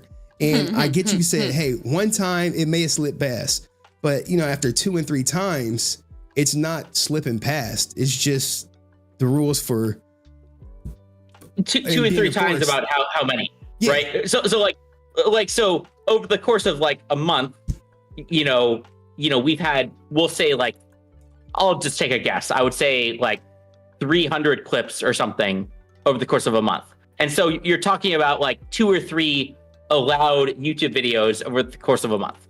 Unfortunately, I'm not really familiar with the drama they're talking about, but the long and short of it is they keep nuking this Henry Resilient guy's posts, and his excuse is, well, it's YouTube. He's like, okay, but you let all these other YouTube clips up, but it seems like mine are being targeted, and Stale's just like, Oh, I know they talk about a couple other things. Let's see, I'll skip ahead a little bit, because this is kind of long. This says no YouTube videos. And if you're curious, you should give this, I don't know if he owns this Clips channel, but whatever, give it a watch. Yeah, so they picked the wrong reason for that, right? How convenient. So that's how convenient. How convenient indeed. So here's the thing, though. There's a lot of randomness. Like, we'll even just say, sure, like 1% of the time, maybe even 5% of the time, we get things wrong.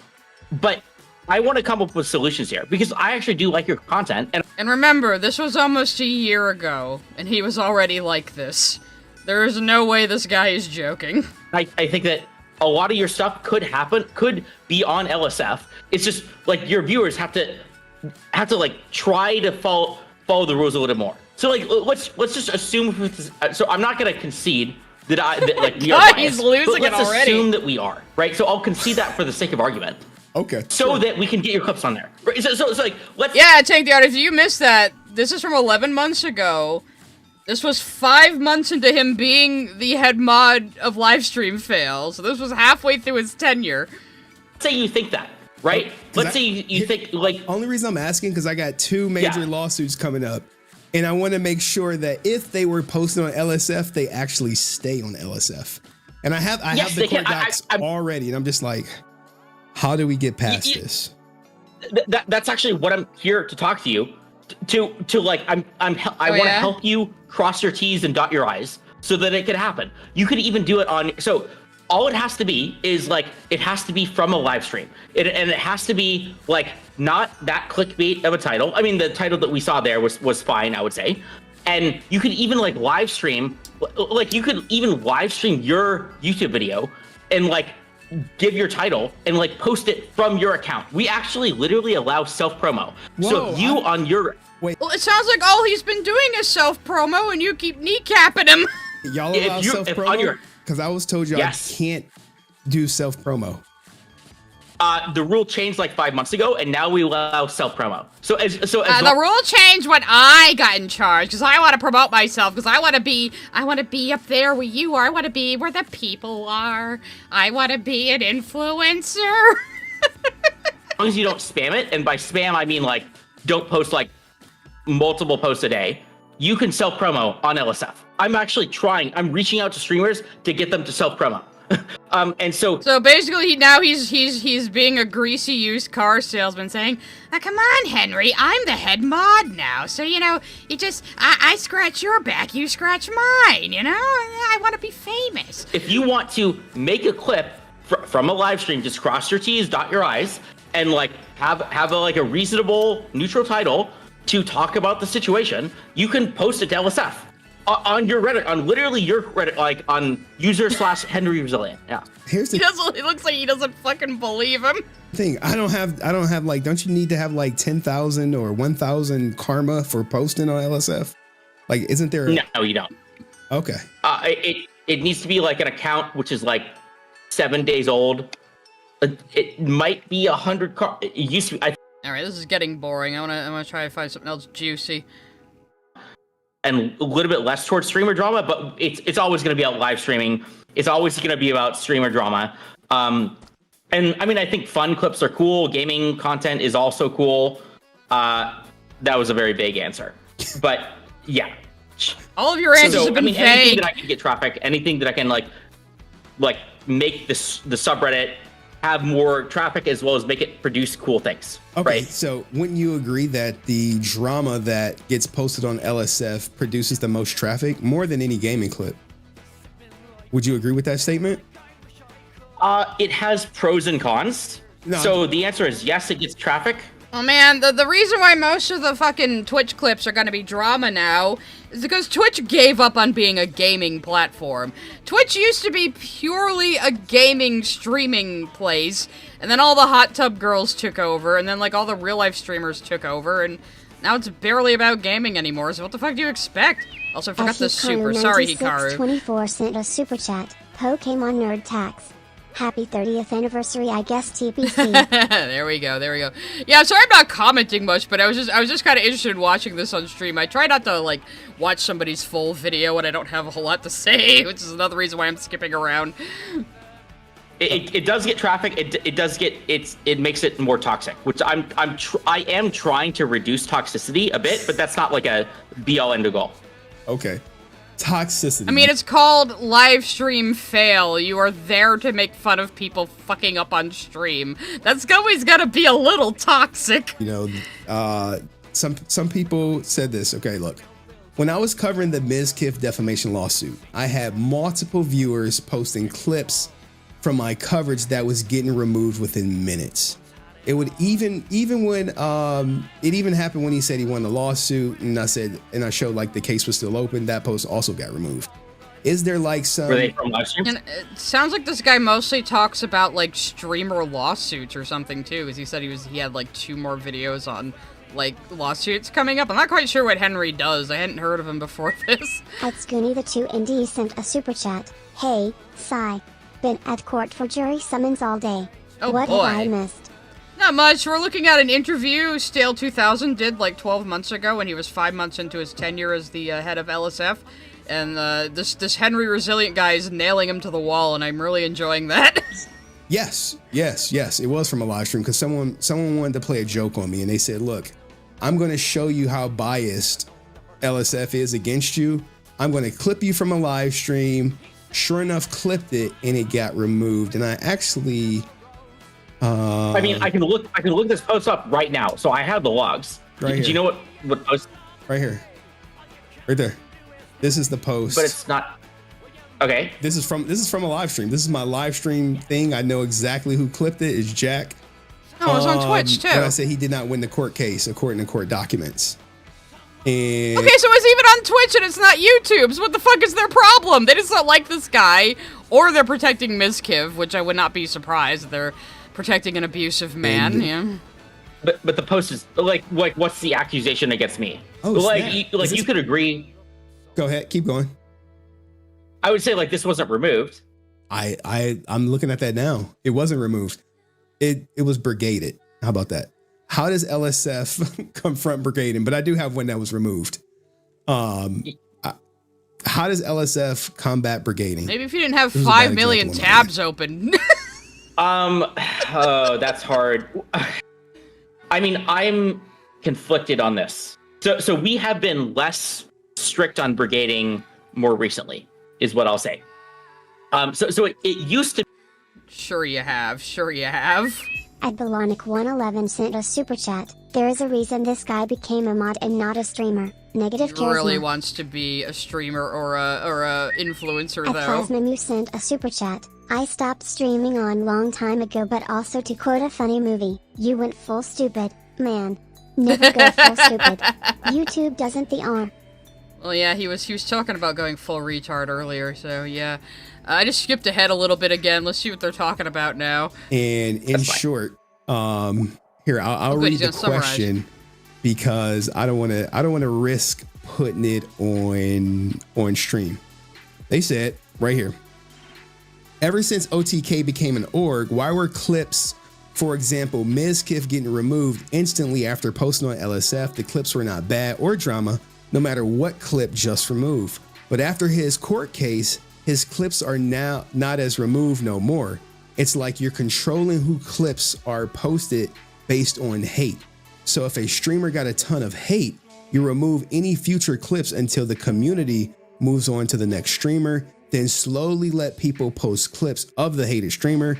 in my eyes, you controlling the subreddit based on community hate like ratio on streamers. Is this true?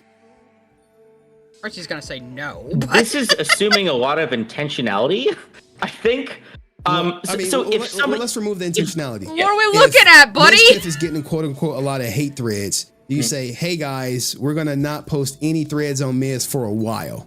Because I do recall having messages of him and Nick Paloma, whatever, talking to, I guess, previous mods. Let's hope previous mods and not the current mods about getting posts removed. So I can even talk about that. LS. Okay, sure. Let's talk about it. Sure. What he wants, man. I think there has been times where. Well, sure. Let's talk about it. When a topic is being spammed, I think we'll remove some of those posts. So we don't want like 10 posts on the same topic, and we might remove it down to like three or four. But how did that answer his question?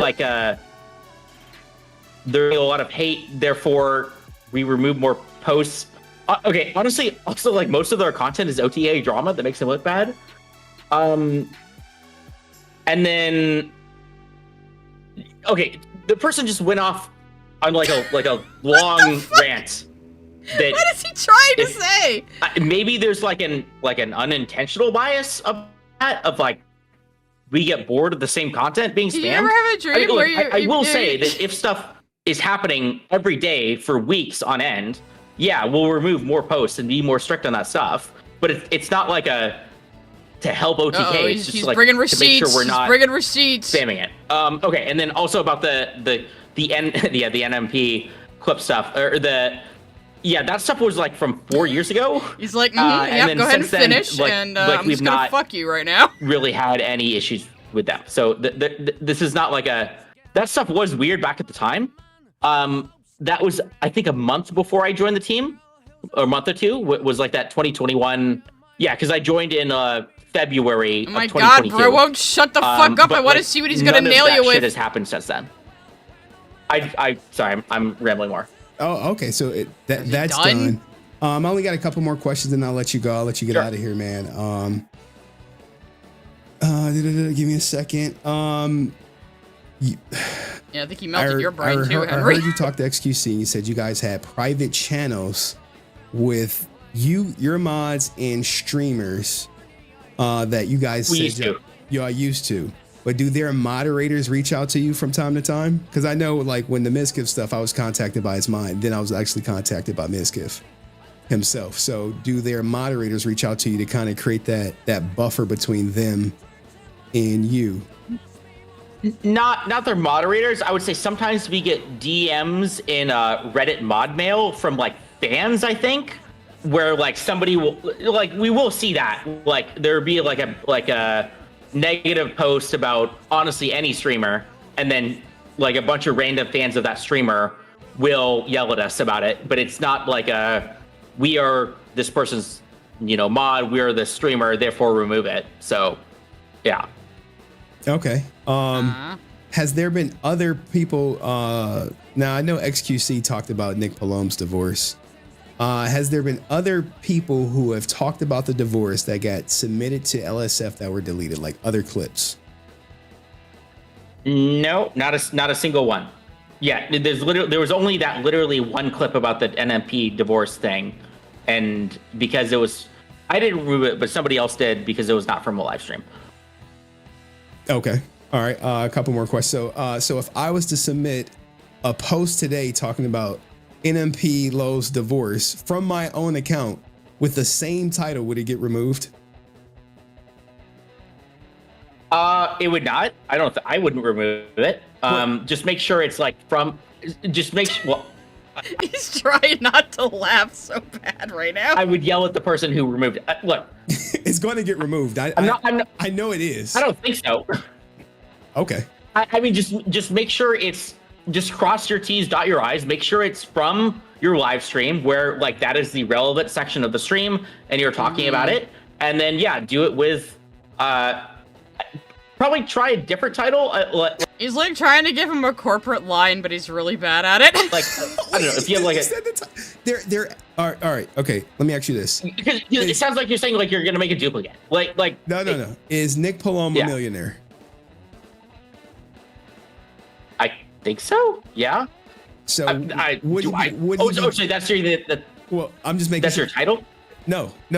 I'm just asking questions to qualify the title, because if he's a millionaire and he's going through a divorce, then it will be a $1 million divorce, don't you think? Sure. No, I took it too literally. Asking, can you put that in the title as a reference? Well, I guess that would be fine. Yeah. Okay, based on what I found, it's going to be a multi-million-dollar divorce, but I don't want that. The rules sound very, very arbitrary. To be too clickbaity. My fans do not follow the rules. What are the common rules that they do not follow? Obviously, we touched on the live stream stuff. It's not from a live stream. What are the other rules? Like the noticeable rules? Because I put out a lot of content and I'm like, it didn't make it to LSF. Well, it's okay. I don't know about your content, but it would be stuff. I mean, let's just take this as an example. Like, forget about you. But if somebody said something like, if NMP goes through a divorce and totally deserves it, or something. I wouldn't put that. Right? Yeah. That also didn't answer his question. He's all over the place. So why is he so nervous? Is it because he is actually like pulling the strings of the subreddit and thinks that makes him feel powerful? And then when someone like notices and asks him about it, he's like, At Miss Jasmine305 sent a super chat. You fool. You've activated my trap card. Shows receipts. I'm just looking at him like trying not to laugh and like looking so coy, waiting for him to fucking shut up. So he can slap Stale with what he has. Let's skip a little further ahead and just see if there's anything else good here. Based on gaming news, like there was like the game Concord had shut down, and I allowed a post on Concord or something, because I mean it's not like influencer related, but I thought it was like a cool thing because I wanted to like have more company drama, company news.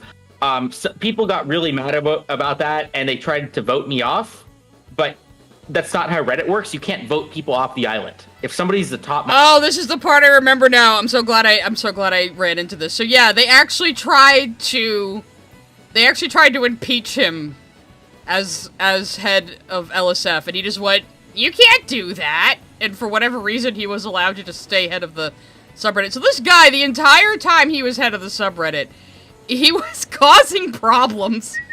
Adbalonic111 sent a super chat. Stale. The rules are whatever I want them to be. Evil cackle.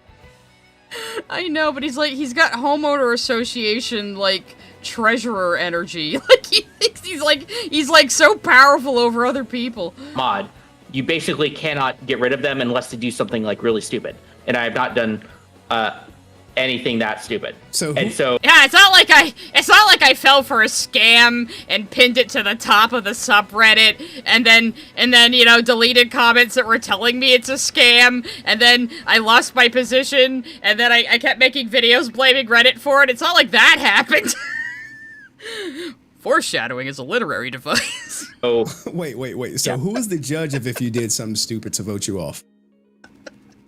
The judge are Reddit the company. So if Reddit the company thinks that I'm harming the community in some way, like so Reddit the company itself expelled you? Is that why you're blaming Reddit? Because this is what he's saying here a year before he got booted off as a head mod. So he said only Reddit himself could judge him, and well. You got your results there, buddy, and you're coping and bawling about it. By harming, I mean, like, it has to be really significant. Like, I have to, like, shut down LSF. I have to, like, make it private and then say, like, fuck you all. Or I have to, like, ban, like, 10,000 people. Yeah, they got rid of you before you could do that. And that's pretty much the only way you can really get kind of kicked off. Okay, so... Okay, so... They wanted you off because of that post, and you said I didn't do anything wrong. And are the people that wanted you to to impeach you from your head mod, they're still on the mod team? No, they got, they were stupid because I tried to keep them on. They got what? They got what, Stale? Did they try to remove you as head mod and then you demodded them all? Is that what you were about to say? Because I would not be surprised if that happened. I'm not saying that for sure, but it sure sounds like that's what he was about to say, that he got rid of them after they tried to remove him. I was like, hey, let's everybody calm down. I approved like 1 or 2 posts on like Concord or something. I didn't think it was really that big of a deal. And I said that I'm not going to step down, and they lost their mind and they refused to do any moderation. They like they publicly did like. Oh, I refused to step down, and they went crazy. They were just totally out of their minds. Just trust me telling my side of the story. I'm a very reliable narrator. Did you know that irony is the Socratic method? Even if you're like trying to harm me, why would you say in mod discussions like I will not moderate? He's not buying it one fucking whit either. I will not act in good faith. Like, why would you do that? And so that's what they did. Yeah. Now, can you like greenlight a post, like to say, hey, don't delete this post or lock it in to where no one can delete it? If, let's just say, a post of mine made it onto LSF? I mean, I'll approve it, sure. And then I guess I'll yell at somebody. Oh, there we go. He just greased Stale's ego just a little bit. Like, oh, would you personally keep my posts up if I asked you to? And he's like, oh, sure, I could approve it, right? You know me a favor, right? I want to be popular. Wait, so all posts on LSF have to get approved? No, but I can ignore reports. So I can approve it and then make the reports get ignored. Okay. Okay. I mean, what I'll say is like, it's like yes and no. Like, I can approve things, but I don't want to like have a meeting here. I don't want to like ping everybody and say like, by the way, make sure to not remove the post. I mean, if somebody does, I'll just undo it, I guess. Oh, but, wait. Yeah, so my deleted NMP low YouTube video can be undone? Yeah, but it's too late for that. Okay, there's stare decisis. What do you mean it's too late for that? You said you would have left it up, but someone else deleted it. Because, like, what's the point now? So, like, let's say... So, yeah, he could probably protect his own posts from other mods, too, with that system. I did that. Then what? Now nobody's... Now, like, it's like, even from your perspective, like you want views, right? Like, now it's, like, the thing from, like, 4 days ago. Who cares? Oh, okay. You want views, right, Henry? Right? I'm a very powerful head of LSF. I can make the views happen, Henry. Let's make a deal, Henry. All right. Well, thank you, Stale. It was one more question. Is there any posters on LSF that get boosted or receives VIP treatment for the mods? I'm sure he's going to say no, right? What does that mean? Okay, I will. There was one person. Okay, so there was one user. He's like, oh my god, the dumb bastard actually admitted it. And they were posting funny content from like smaller streamers, and so I gave them a special badge. It was the Golden Kappa badge. Yeah, because it was. Oh my god, he's just admitting to corruption and nepotism. like he didn't have to say any of that. Wow. He was doing really good content. It was like crazy cool content from smaller streamers that nobody had ever seen before, and so I just get like, okay, you get the Golden Kappa badge. But I mean, that's not like I can't upvote bot this shit. But I just gave them a badge. The answer is yes. It's not a boost, but I gave them a special badge that made them populate in the Reddit more. So it's a boost. Okay. All right. Cool, man. All right. Well, thank you. This is good. He's like, thank you so much for just saying all of that right now. That was incredible, bro. All right. So for our last thing, I want to put him on 1x 1.5 speed or something, and we'll see if he said anything funny 12 days ago when he streamed again. Do you remember last time we saw clips of him streaming? He had taken that one down. This one he didn't for some reason. I guess maybe he's proud of this one. He took that other one down, but we saw clips of him saying like, oh my god, I can understand why people are streamers now. I have the microphone. Everyone has to listen to me. At ActionFan19 sent a super chat. Stale, Trust me with your viewership. Trust me with your numbers. I'm very powerful. Yeah, he calls himself Stale because that's how he makes your brain feel. You're right, learning to read. So anyway, let's, because this is like 40 fucking minutes long. So I don't want to make you guys sit through that at normal speed, and I don't want to either. So, here we go. I'm gonna try this a little differently this time. I don't know, he has music. How do we... This is gonna sound really good sped up. I need slow mode in chat. Why would you possibly need slow mode in chat? Who is chatting in your chat? And so... This sounds like hyperpop at this speed, though. Oh, I know he's live now. We did peek in at him. Maybe we'll peek in at him when I wrap up. Why not? All right, I think good.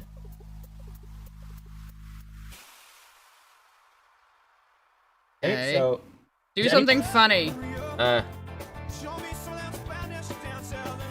Okay, here we go. No, okay, I'm glad I actually sped it up because I don't want to get fucking copyright for you playing copyrighted music. LUS. Idiot.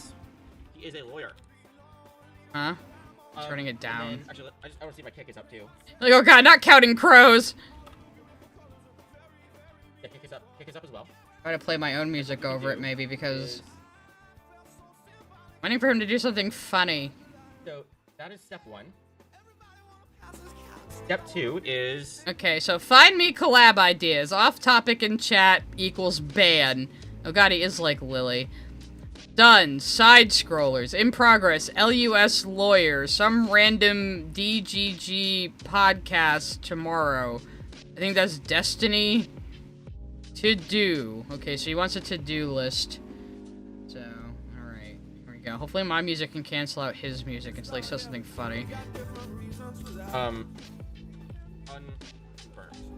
Unconfirmed? What? Not unconfirmed. We'll call this,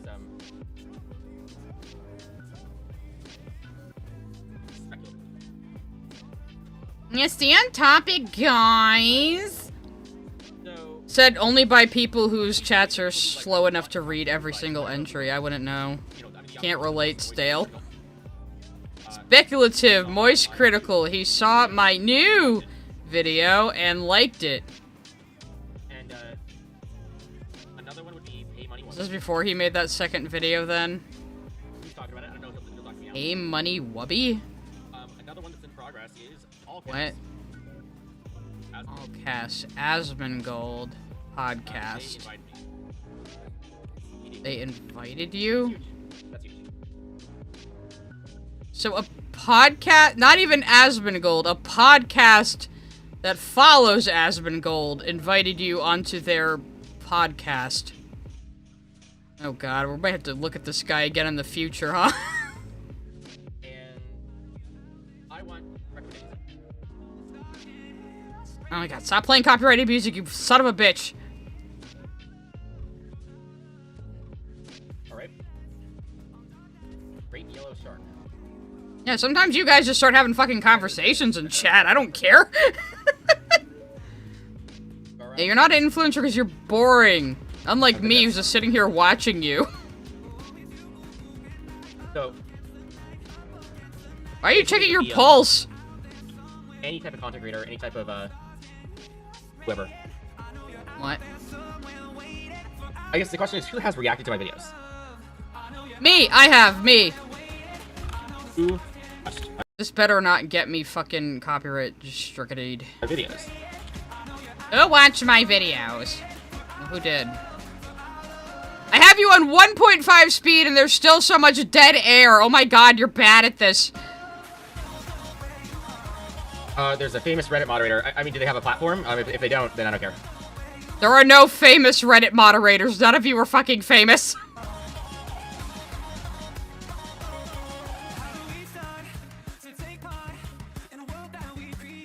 Oh my god, talk! No, don't do that! Talk! Ah! This is just gonna be me, like, critiquing. I guess I'm being ironic, critiquing how you fucking stream. It's terrible. Stop it. No. Yeah, so does anybody, if anybody's in chat, could they go to Reddit, or go to YouTube, and find a list of people who have talked. Yeah, so we're gonna. Me. I talked about you. I'm super duper important too. Stop picking your nose on stream. You can only do that if you're a ping tuber. Wait, no, wait, you didn't hear me say that. Oh my god, dead air. I'm gonna rip my hair out. This is of everything we've watched of this guy today, this is what's making me crash out. Him just being really bad at streaming.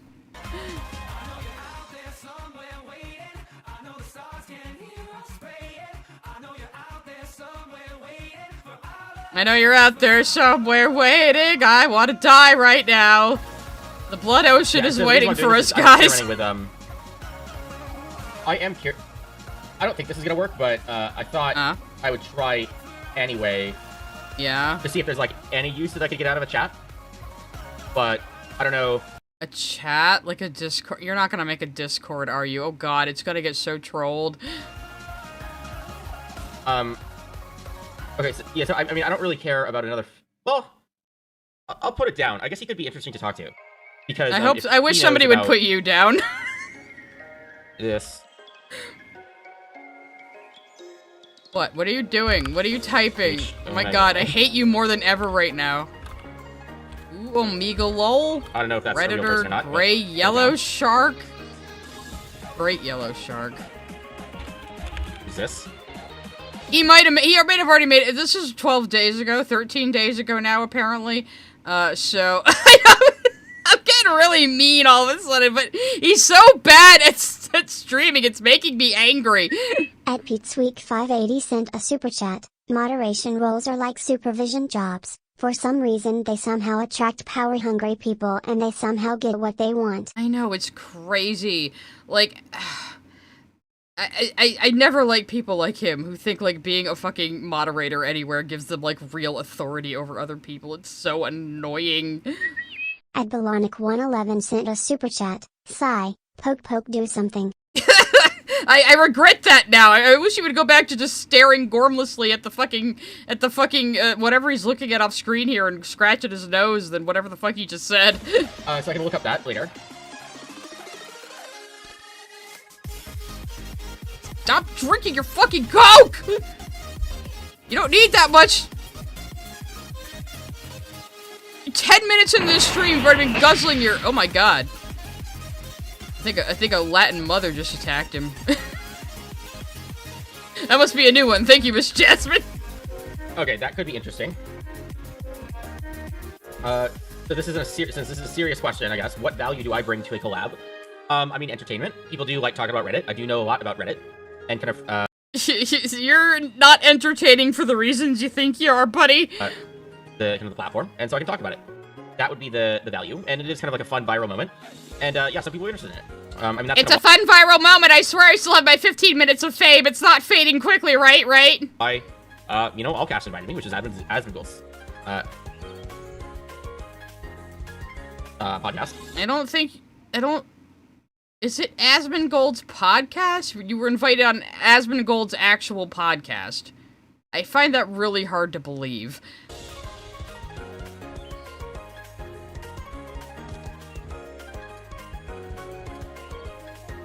But then again, Asmongold might just want to, like, talk to this guy just to laugh at him, because they're about the same level of freak, but I would say Asmongold is more well-adjusted. But I don't think it's necessarily...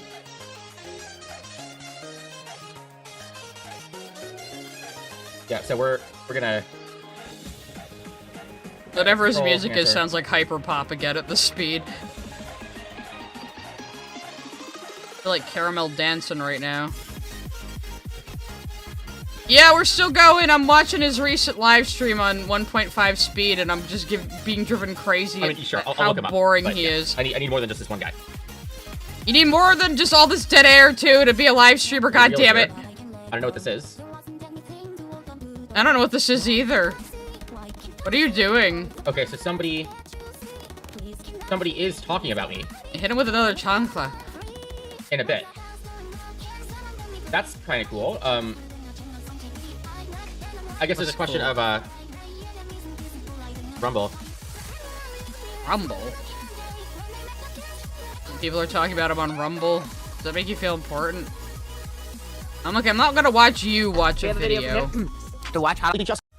And so they have no substance. So if they were talking about the arguments, if they were talking about Reddit or whatever, I would talk to them, even if they were being critical. But there's just like nothing there. The arguments, your argument that Reddit should train free moderators and give them stuff that employees get. No one's gonna argue that because that's fucking stupid. At Sawesomeness sent a super chat. Snoop Dogg had a better live stream. You mean that one where he left for like 16 hours or something? There we go. There we go. Thank you, Miss Jasmine. You came through for us. Oh my god. And so, yeah. Oh, Rumble is an alternate video platform that is mostly populated by like right-wingers. Right now, that's kind of the crowd they ended up building up. I'm not gonna talk to somebody who just, yeah. I would have if he was talking about, you know, the actual topic, but no. Damn, Golden Tomato, you're really mad. My god, dead air, dead air! Ah! Why should anyone watch you stream? Okay, I'll respond to this. I've got a growing fan base in spicy chat. Well, okay, okay, this is Bug Squasher, so this is the, yeah, the fucking retard. What's up? Yeah, that person's like, it's... Today, son, can you finish a fucking sentence? How do I put this? That person's very fragile.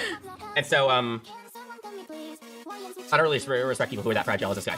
And then, to answer it more seriously, the issue is that there's some interesting stuff to talk about here on these, like, various topics, and if somebody's just gonna, like, be acting in bad faith, without even, like, trying to engage, I just don't really see the point. And so a lot of those people that you put on... What about anything you have said has been good faith? You said everything you say is post-irony, and then you want people to take, like, your grievances with Reddit seriously when they're complete and utter fucking nonsense. So, what do you want here? I would rather sit through a whole Stale stream at normal speed than Hassan's stream. I would rather, even though I would be, like, thrashing on the floor every time there's dead air, it would be better than me, like, punching my screen if it was Hassan. There would fall under that, that thing. Like, even... Like, maybe somebody like Shud could... Like, he can talk about some stuff, but, yeah. Ooh, what? The point being that, like, actually, we can just go over it. So I went on the Side Scrollers podcast, yesterday or something, and it went pretty well. So. Oh, you did? You went on the Side Scrollers podcast? That's something I've actually heard of. Oh. Well, let's see if... Who are you trying to collab with? Nolan Darkest. The fuck is this music? This guy's pretty big. He does drama content. Who? Nolan So he has Darkest? responded. I think Why are you checking your pulse again? To Swap Live stream. Are you getting so excited that one of your heroes might recognize you that you had to check your fucking pulse? What is this? Where he was asked to show proof there were refunds, and he simply said, To be fair, I'm playing him at 1.5 speed, but it does sound like some fucking hyperpop shit. no, he didn't want him to show that. yeah, show proof. And then Critical made a video on him. Well, Reddit man was quick to capitalize on this, starting a live He, stream like- where he was asked to show Is he, like, having a panic attack? Why is he checking his pulse? proof there were refunds, and he simply said no, he didn't want to show that. Show proof of the refunds. I don't feel like it. He also Yeah, so, I'm gonna respond to that one pretty directly. Because there was another stream that I did where people were demanding that I show, the proof that I had on the spot, and I refused to. And the reason is, or exactly kind of what I did, it's basically based on the actions that I actually took, which is I wanted to turn that into a YouTube video. I'm not gonna give away information that I have that's like unreleased behind the scenes, like for no reason. And so, I think this was before the second video he made. Yeah, this is his NPC music. yeah, of course I'm gonna turn it into a YouTube video. I'm not gonna like get into the people who No, this isn't my music. My music's way better than this. How dare you?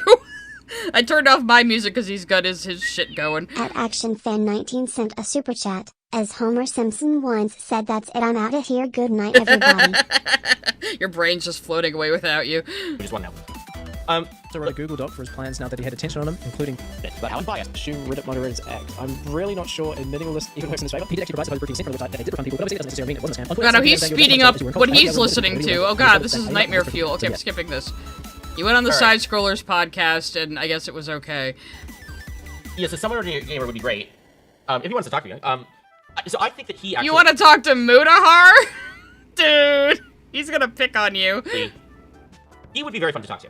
because you know, he had a lot of fun, I guess, listening to my original video, and I don't know if he necessarily saw the newer one that I did, which was kind of a lot more serious. And so we're gonna. Oh, maybe this is after the second one. I'm not sure. Let's see. Some ordinary gamers.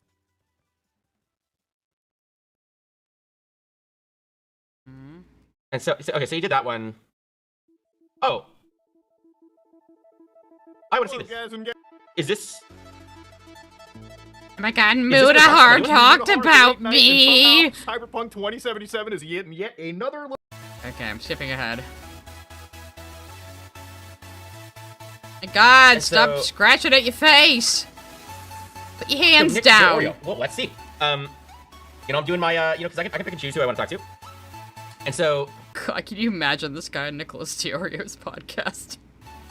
Let's see. I want to see his... I'll watch that later. So... Nicholas Teorio. The fuck is this music?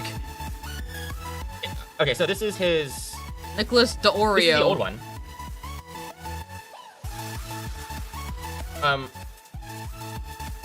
Yeah, I mean, I did yeah, okay, I'll put that one down, but I don't think I can get this one. I did watch something good yeah, recently. Saucy Louise, I saw Iron Lung last night. And I do have some serious stuff to talk about. Even though it's kind of like a funny topic. So I don't see where Diorio... I know you saw the original one, but what about, Did they see the second video? Is everyone still paying attention to me? My 15 minutes of fame aren't over, are they?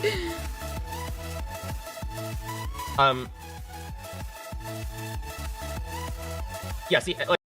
Yeah, sorry about the music. This is like some MK Ultra shit now, I guess. I don't think he talked about this lately. He just had the old stuff from 7 days ago, so... like...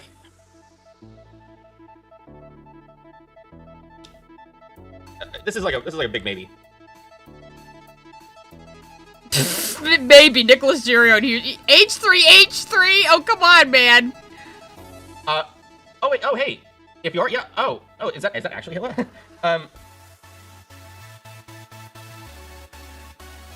Okay, that's. Okay, it's from 2021. If so, sure. I don't know how to reach out to you. I'm on Twitter. Assuming that's not a troll. I don't think that's probably not actually Hela Klein in your fucking chat, buddy. I mean, I assume nobody did a fake one from that. So, yeah. I mean, well, just take everything I'm screaming at him here as streaming advice.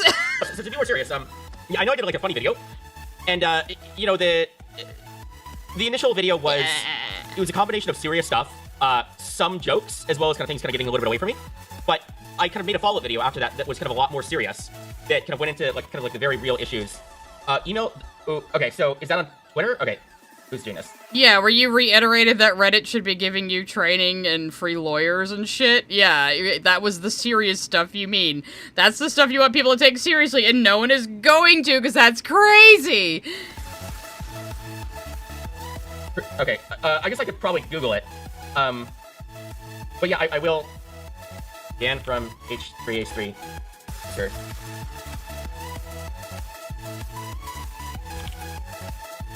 Okay. Oh my god, you're so also, boring! If I were to do that, that would be like I'm upset. That would be like my nuclear freaking... I'm destroying everybody in my life. Nuclear. If I decide... that's what that would be. It'd be very funny. It'd be a very funny video. But I'm not yet ready to nuke everybody around me yet. Wait, why would you nuke everyone around you? Hang on, that wasn't your post-irony video, was it? Talking to Hassan Abi, dude. Okay, well, okay. If I were to do that, that would be like I'm upset. That would be like my nuclear freaking... Oh, okay, talking to Hassan would nuke everyone around you. Yeah, probably. Destroying everybody in my life. I actually agree now. That would be. It'd be very funny. It'd be a very funny video. But I'm not yet ready to nuke everybody around me yet. But I will reach out to kind of Dan, the producer, and then I'll go on the X-ray station. How long is the stream planned for? Yeah, let's see. I mean, as long as I feel like it. Interviewing with a local news network. How would I talk to a local news network? Oh my god, he's actually considering. Yeah, contact your local news network to interview you on your endeavors. I don't think he's human. I probably will be playing No, I'm Not Human tomorrow night, incidentally. Okay. Why are you asking me how long this thing's going for? God damn it, Giselle. Giselle sent a super chat. I'll pay my taxes to make chat feel something other than boredom. Time for the aura tax. I hate that you have this power now. Ara mama. There you go, happy? I think I might have given some of the chat psychic damage now. It happens every time. Here's the thing. I can be funny, but it's only in like a very prepared format. You cannot be funny. You can only be funny by accident. I'm sorry, sir. You're just one of those kinds of people. And be like anti-work. Here's the thing. I can be funny, but it's only in like a very prepared format. Like if I play a character, it's very easy to rattle me if I'm doing it live. When I'm playing a character, even though I've never presented myself any differently than I am right now. Like if I were to, like I've done like debates, you know, on other people's streams, and I just got destroyed in some of these debates. And so I'm not gonna. I feel like pretending. Wait, did he just admit he gets destroyed in debates? Yeah, I imagine you do. Being a character, like on live, I just look like an idiot. I'll think that I'm being funny, but I'm actually not very funny. I'll think that I'm in on the joke, but people are just laughing at me. So I can't do that. Is this self-awareness or is this post-irony? I'll do things where is this level 2 irony to protect yourself? A character, but it is going to be from now on forward very intentional, very pre-prepared, as opposed to just like doing it on the fly. I just can't do that. Okay, so that whole irony video was definitely intentional. I still don't know what the fuck he even said in it. But I will do live stuff. It's gonna be me doing it very seriously. I almost think that it's funny enough as it is to talk about these silly topics like Reddit moderation, and so I don't need to play it up. Dear God, he's gonna keep going. Dear God, you're gonna be a recurring character. Okay, throw him in with Lily and Jordan and Shad. He's gonna be one of our characters now, I guess. Just like super take seriously this concept of Reddit moderation, and then that's like funny enough. I think you and Yandev will get along in my little cage of bugs I look at.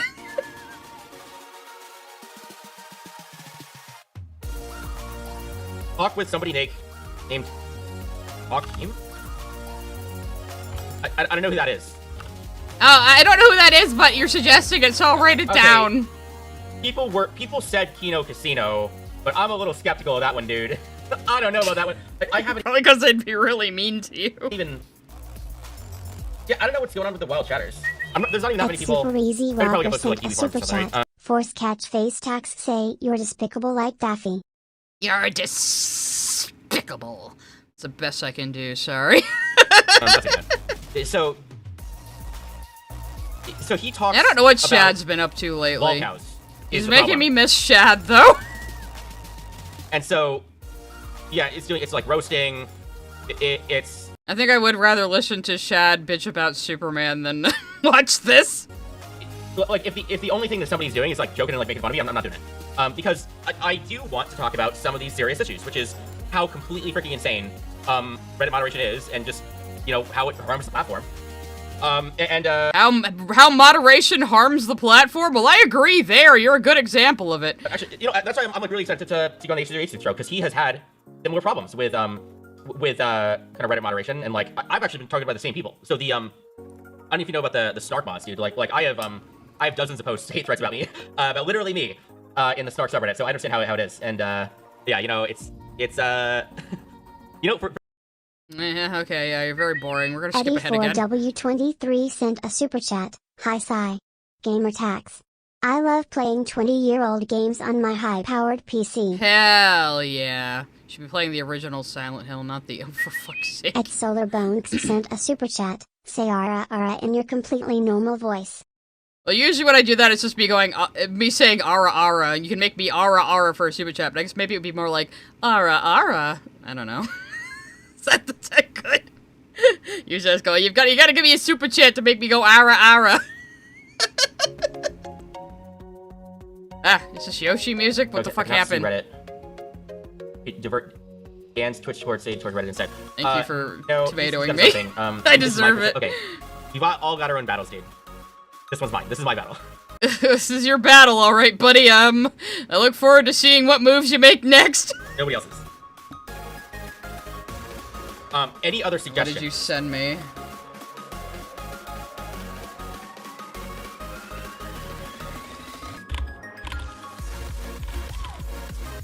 Oh, dear God. I don't know if I want to touch that. Any other suggestions, guys? Easy Walker said Shad talking about Charlie Kirk. I don't know if that's a good idea. Okay, so let's look at that person.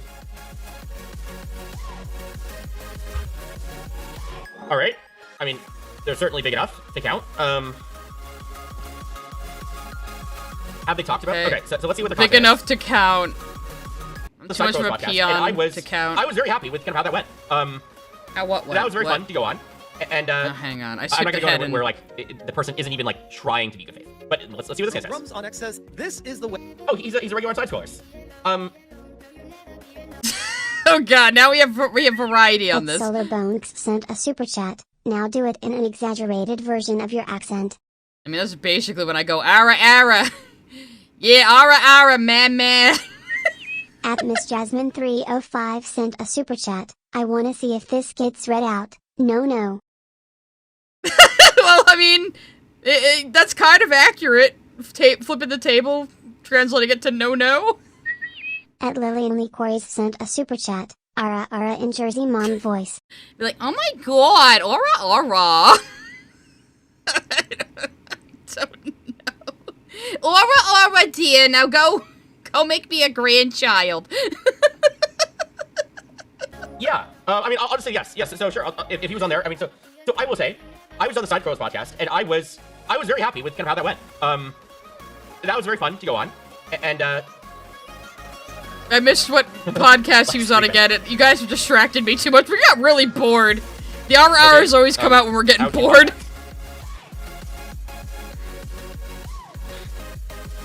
Oh my God, if my name does show up, I'm probably gonna shit myself. Okay, I can't get. What are you trying to do? Oh, he made the text white by accident. Somebody said Lex GG. Friedman. Sure. Do you know Lex Friedman? I'll talk to Lex Friedman. Okay, I'll take your word for it. It doesn't seem like way Reddit moderators think. Wikipedia editors too. It's a power trip. So grateful for Grokpedia. Let's see. Coming from Reddit Lives. Quote, Reddit moderators should be treated like celebrities. But this guy, no offense to people that are losing their hair, this is one of those kind of haircuts where I would say that's a check the hard drive type haircut. He's swallowing pretty hard, and he looks a little angry that this guy's clearly making fun of him. This clip is from a video posted by you/Stale2000, a former Reddit mod who was just removed as a moderator of r/LiveStreamFail. There are I need to study this. So we get some insight of an actual Reddit mod. We finally found one, guys. Let's see what that's fine. He's I'm sorry. Does the actually meme come to life? You are wrong. Reddit moderators serve a vital importance to society, and I'm going to tell you why. We're so important. Reddit moderation does matter. Reddit moderators have Oh my God, he's trying to hide how salty he is. control over. This is like a Saturday Night Live parody. This can't even be real. The background even. This is like the background you think of the 80s. He's like, oh, okay, you don't need to laugh that much. All right, you're wearing a stupid hat, huh? You look dumb. I do. Here's what I'll say. I do like that he's like laughing. He's not like he's not angry. So there are you're like a certain angry though. Type of like lolcow type person who is. They are watching this and they're extremely mad at the person for being an idiot. This guy doesn't seem mad. He thinks it's funny. Even he paused on a goofy face for himself. Look at this. Oh no, why is the super chat not coming through? It's trying to save you all. Hang on. Do I gotta refresh it goddamn again?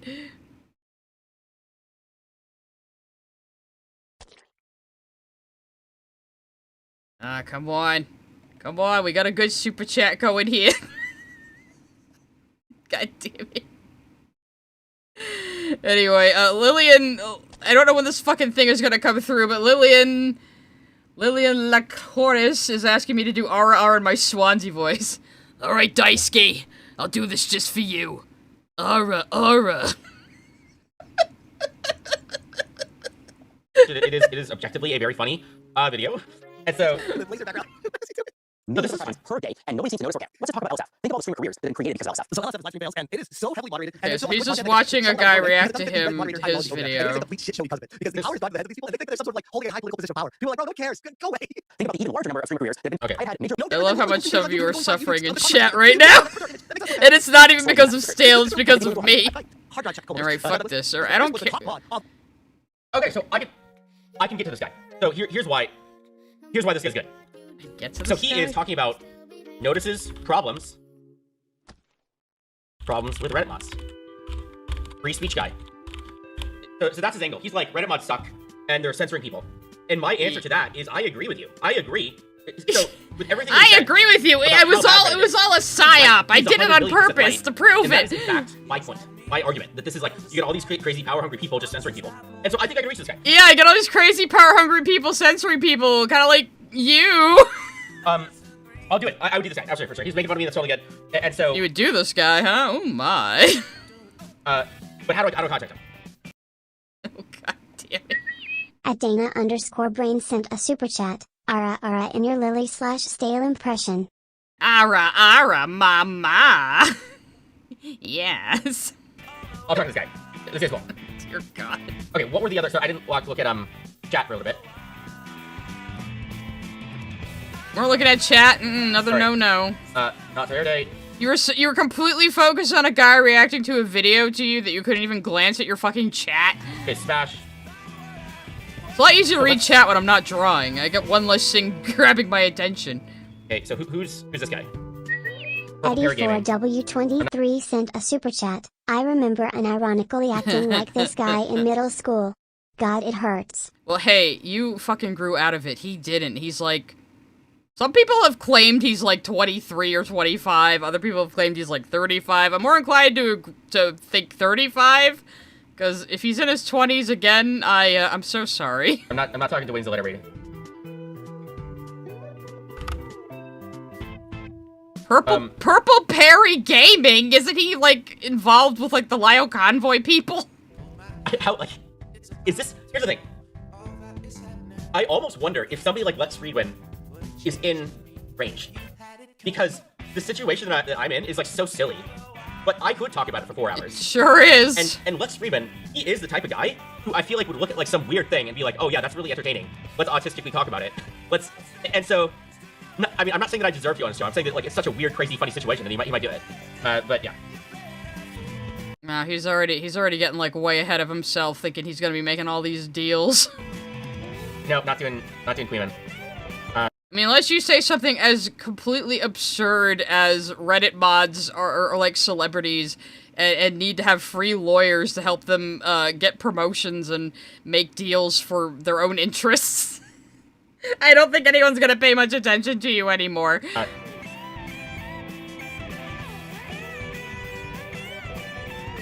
I'll be the last one reacting to him, and then he'll have to talk to me, and I'm just kidding. I don't want to talk to this fucking guy. Oh shit, he's in a court case against... Oh, okay. I'll do... Yeah, I hate...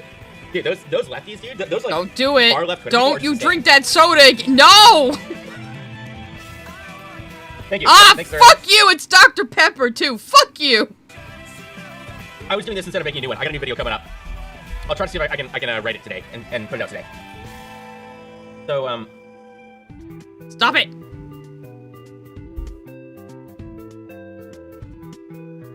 Okay, let's see who this person is. Dude, this is so much easier now that I'm just like moderating sounds chat. Good. Reading chat. It was crazy. I was crashing out, dude, before. You're crashing out, bro. Wait, did I already...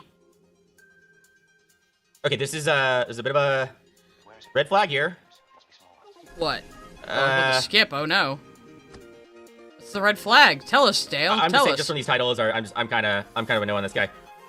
Because you know he's gonna pick on you! And he's not even that big, so whatever. No, I like Dr. Pepper, that's why I'm upset that he likes it.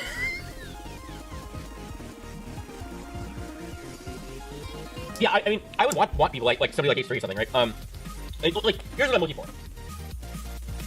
You know, the thing with H3 is he is totally gonna roast the fuck out of you, too, and troll you, too, but he's gonna do it in a way that's too subtle for you to notice. But everyone else will. At the _space frog sent a super chat. We Dr. Pepper drinkers don't claim this guy. That's right, Frog, you know, in solidarity. The comedy stuff is fine. Like, obviously, that's the only reason somebody's gonna talk to me, is because they think it's funny. But I want to find these people who go between doing funny stuff and also, like, very seriously kind of talking about issues. And so, yeah. Things you think are issues are not issues. You just made them up because make yourself feel better about getting suckered. That's why somebody like H3 is actually pretty good person.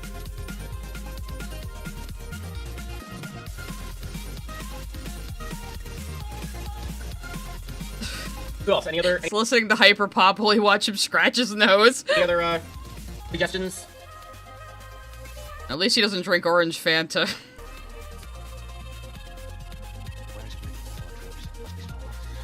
Any other questions? And then he just sits there staring into space doing nothing. Ah! My God! You're so bad at streaming!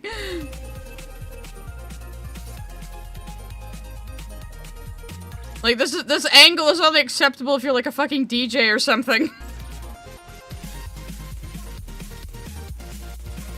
I'm taking other suggestions though. Alright, let's check in on Kick Chat. Okay, there's nobody in Kick Chat. That's fine. There's nobody in my Kick Chat either.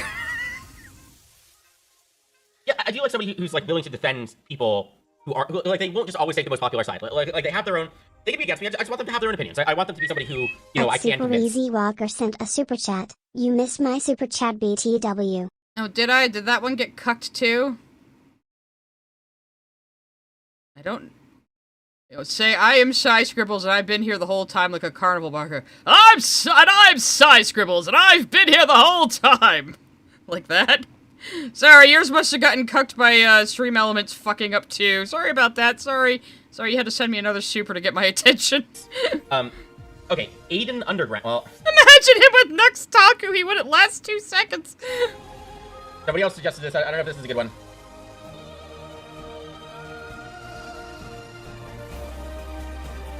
Yeah, please go talk to Aiden Underground, please. He needs this. If you didn't know, Aiden Underground made an ass of himself recently because he's like 22 and a girl was talking to him. It's really not a big deal, but it was just, is this a crossover episode? I'm already a little...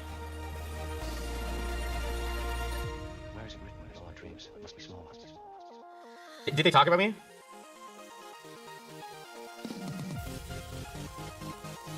I'm not... Here's the problem with people with this. Oh, what's the problem? I am not gonna go on and talk to somebody... So there's a type of person who, let me show you, let me give you an example of a bad idea.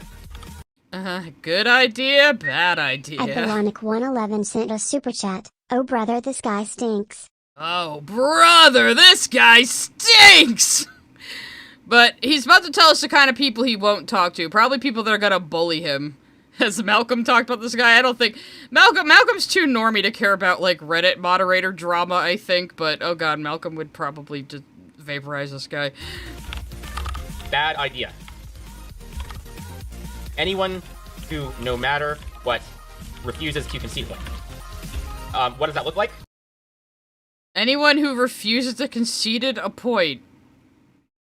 Well, in what manner? Because sometimes you can refuse to concede a point because you just won't budge on, like, an ethical boundary you have, I mean. What that looks like is... watches video, literally only says bad thing about the video. And this is... What if there's nothing good to say about a video? Like this one! You know, I won't talk to anyone who just watches my video and just makes fun of me the whole time. I want to be taken seriously, except I'm totally post-irony joking, though, guys, when it would be embarrassing for me. And this is for literally every video that they watch. These people are toxic. Never talk to these people. This is what a lot of those drama people are. Where it's so vague. He bases everything on vibes. It's almost a little bit sad, where it's like you almost like twist yourself into circles and like make you look like an idiot when you're not willing to say like, oh, okay, this point here, that's an interesting thing to say. You know a lot about twisting yourself in the circles that make you look like an idiot, huh? Oh, I didn't think about this. Oh, I changed my mind on this thing. You know, I change my mind all the time, I will say. You know, and I will even concede. Oh, at points like I went on that that recent podcast, And yet you won't concede that the scam you fell for was a scam when it was blatantly a scam. This whole thing has been a cope for your ego, trying to blame everyone else but yourself for falling for a scam. Side Stroller podcast, and they threw out a lot of, understandable, expected kind of like negative things about you. I mean, they were insults, but they weren't like very, mean-spirited. And in this podcast, I was like, yeah, you're right. All these things that you brought up, about how I'm like, taking this a little bit too seriously, about how, I'm power hungry, about how I'm a narcissist. I was like, yeah, sure, you're right. You're fine with all that, but that's okay because it doesn't really oppose my point. Because I do have another, I do have another central point here, which is about the problems with— I don't know what the fuck— I can't follow what the fuck your point is supposed to be. I mean, we're toward the end now. We better just slow him down a bit, and we'll check in on how he's— well, actually, no, 1.25. God, see, now we're getting off the rails here. At Super Easy Walker sent a super chat. Say Pika Pika Pikachu. High voltage sign emoji. Pika Pika Pikachu! Like that? Isn't that what it sounds like? I don't know. with Reddit and the platform, and how do we improve it, and whether or not, you're making fun of me to do that, that's okay. Like, I'm okay with that. Am I becoming an NPC streamer? And so we're that bored. That's how I feel when I'm responding to a lot of these internet haters. Is Pika. Like, yeah, sure, you're right. I'll concede it. I get my voice up pretty high when I want to. Every bad thing, every insult about me, it's all true. 100%. That's okay, because it doesn't really detract from the thing that I actually care about. Which the fuck is he? What do we do about this $40 billion platform that's like the third largest website in the U.S. that has all these? You do nothing about it because you have nothing to do with Reddit anymore. You lost your head mod position. You were never an employee. The company is not your concern. So what? Like really horrible problems. Like why am I don't matter, dude. I'm the nobody. Yeah, you don't matter. So why are you acting like you have any impact on a $5 billion company? He says he's a highly paid IT guy in San Francisco. He sure seems to have a lot of time to do this shit, though. I'm a stupid Reddit mod. I'm the idiot. Well, why are you talking about me? Why do I matter? Yeah. And so that's how I feel. Oh, and then it just abruptly ends. Okay, cool. That's awesome. All right. Let's see what he's doing on stream now. That I'm probably just gonna wrap up. It's almost 9 o'clock, for fuck's sake. We went on a little long. I really don't have any set time for these Friday streams. It might be short sometimes, it might be long sometimes. What's he doing now? He's still streaming right now. He's been streaming for 2 hours. Just doing this. How many... a live chat? Cool. So, yeah, I mean, I don't know. I want to stream while I... Fuck is your live chat? Because I need to level this character. Oh, good shot at the top of your head. That's a good angle for you. Awesome. Yeah, so I guess what's new with me is I had a cool podcast event last night or something. Yep.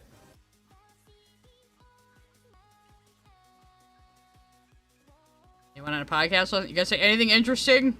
Alright. But yeah, basically... Well, I mean... Okay.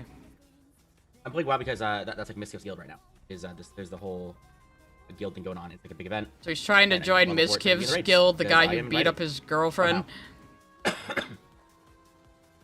I'm watching the VOD. Oh fuck, I'm dumb. Whatever, we'll just keep playing this in the background as I wrap up. We'll just mute him. So we'll just keep playing this. I might be a little tired myself. Sent a super chat. I'm sure he just lives in his mom's basement.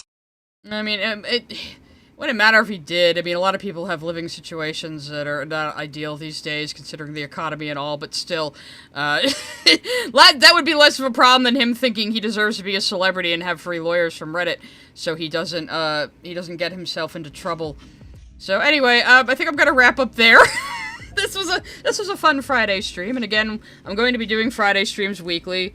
Just like the Wednesday stream, only it'll be like this. I'm not gonna draw, they're more casual, mostly gonna be reacting to things. So there's lots of littler things I will save for Fridays. I'll still do like big media reacts and like Lily reacts on Wednesdays and stuff. It's like I'm gonna stop doing reacts at all when I'm drawing, but I might stick to just media and art things for the art stream, and then save everything else for Fridays. So I think oh, we got a super coming. Dana_brain sent a super chat. He is stale bread. Stale bread, everybody. Clapping hands sure was. emoji. It sure was. So I think I might be back tomorrow, and we'll play No, I'm Not Human, because you guys voted for that. I'm going to be playing that and Where's Leela, and then I'll have 2 more for you guys to vote between of which we play first. And I'm going to do a few, just a few, like, one-shot gaming streams like that. Probably commit to a longer gaming stream. There are 2 games I want to stream day 1 this year, though, which would be Control Resident and Ontos. So, once I find out when those come out, it's going to be easier to plan game streams. So, for right now, we're going to do just a bunch of, like, one-shots. So, do lots of smaller, shorter games, and then we might vote on, like, a mid-length game or a really long game. So, anyway, hopefully you guys will join me again tomorrow. You'll know if a VOD goes up that I'm going to do it tomorrow, so, but most likely I am. Anyway, I'll talk to you guys later.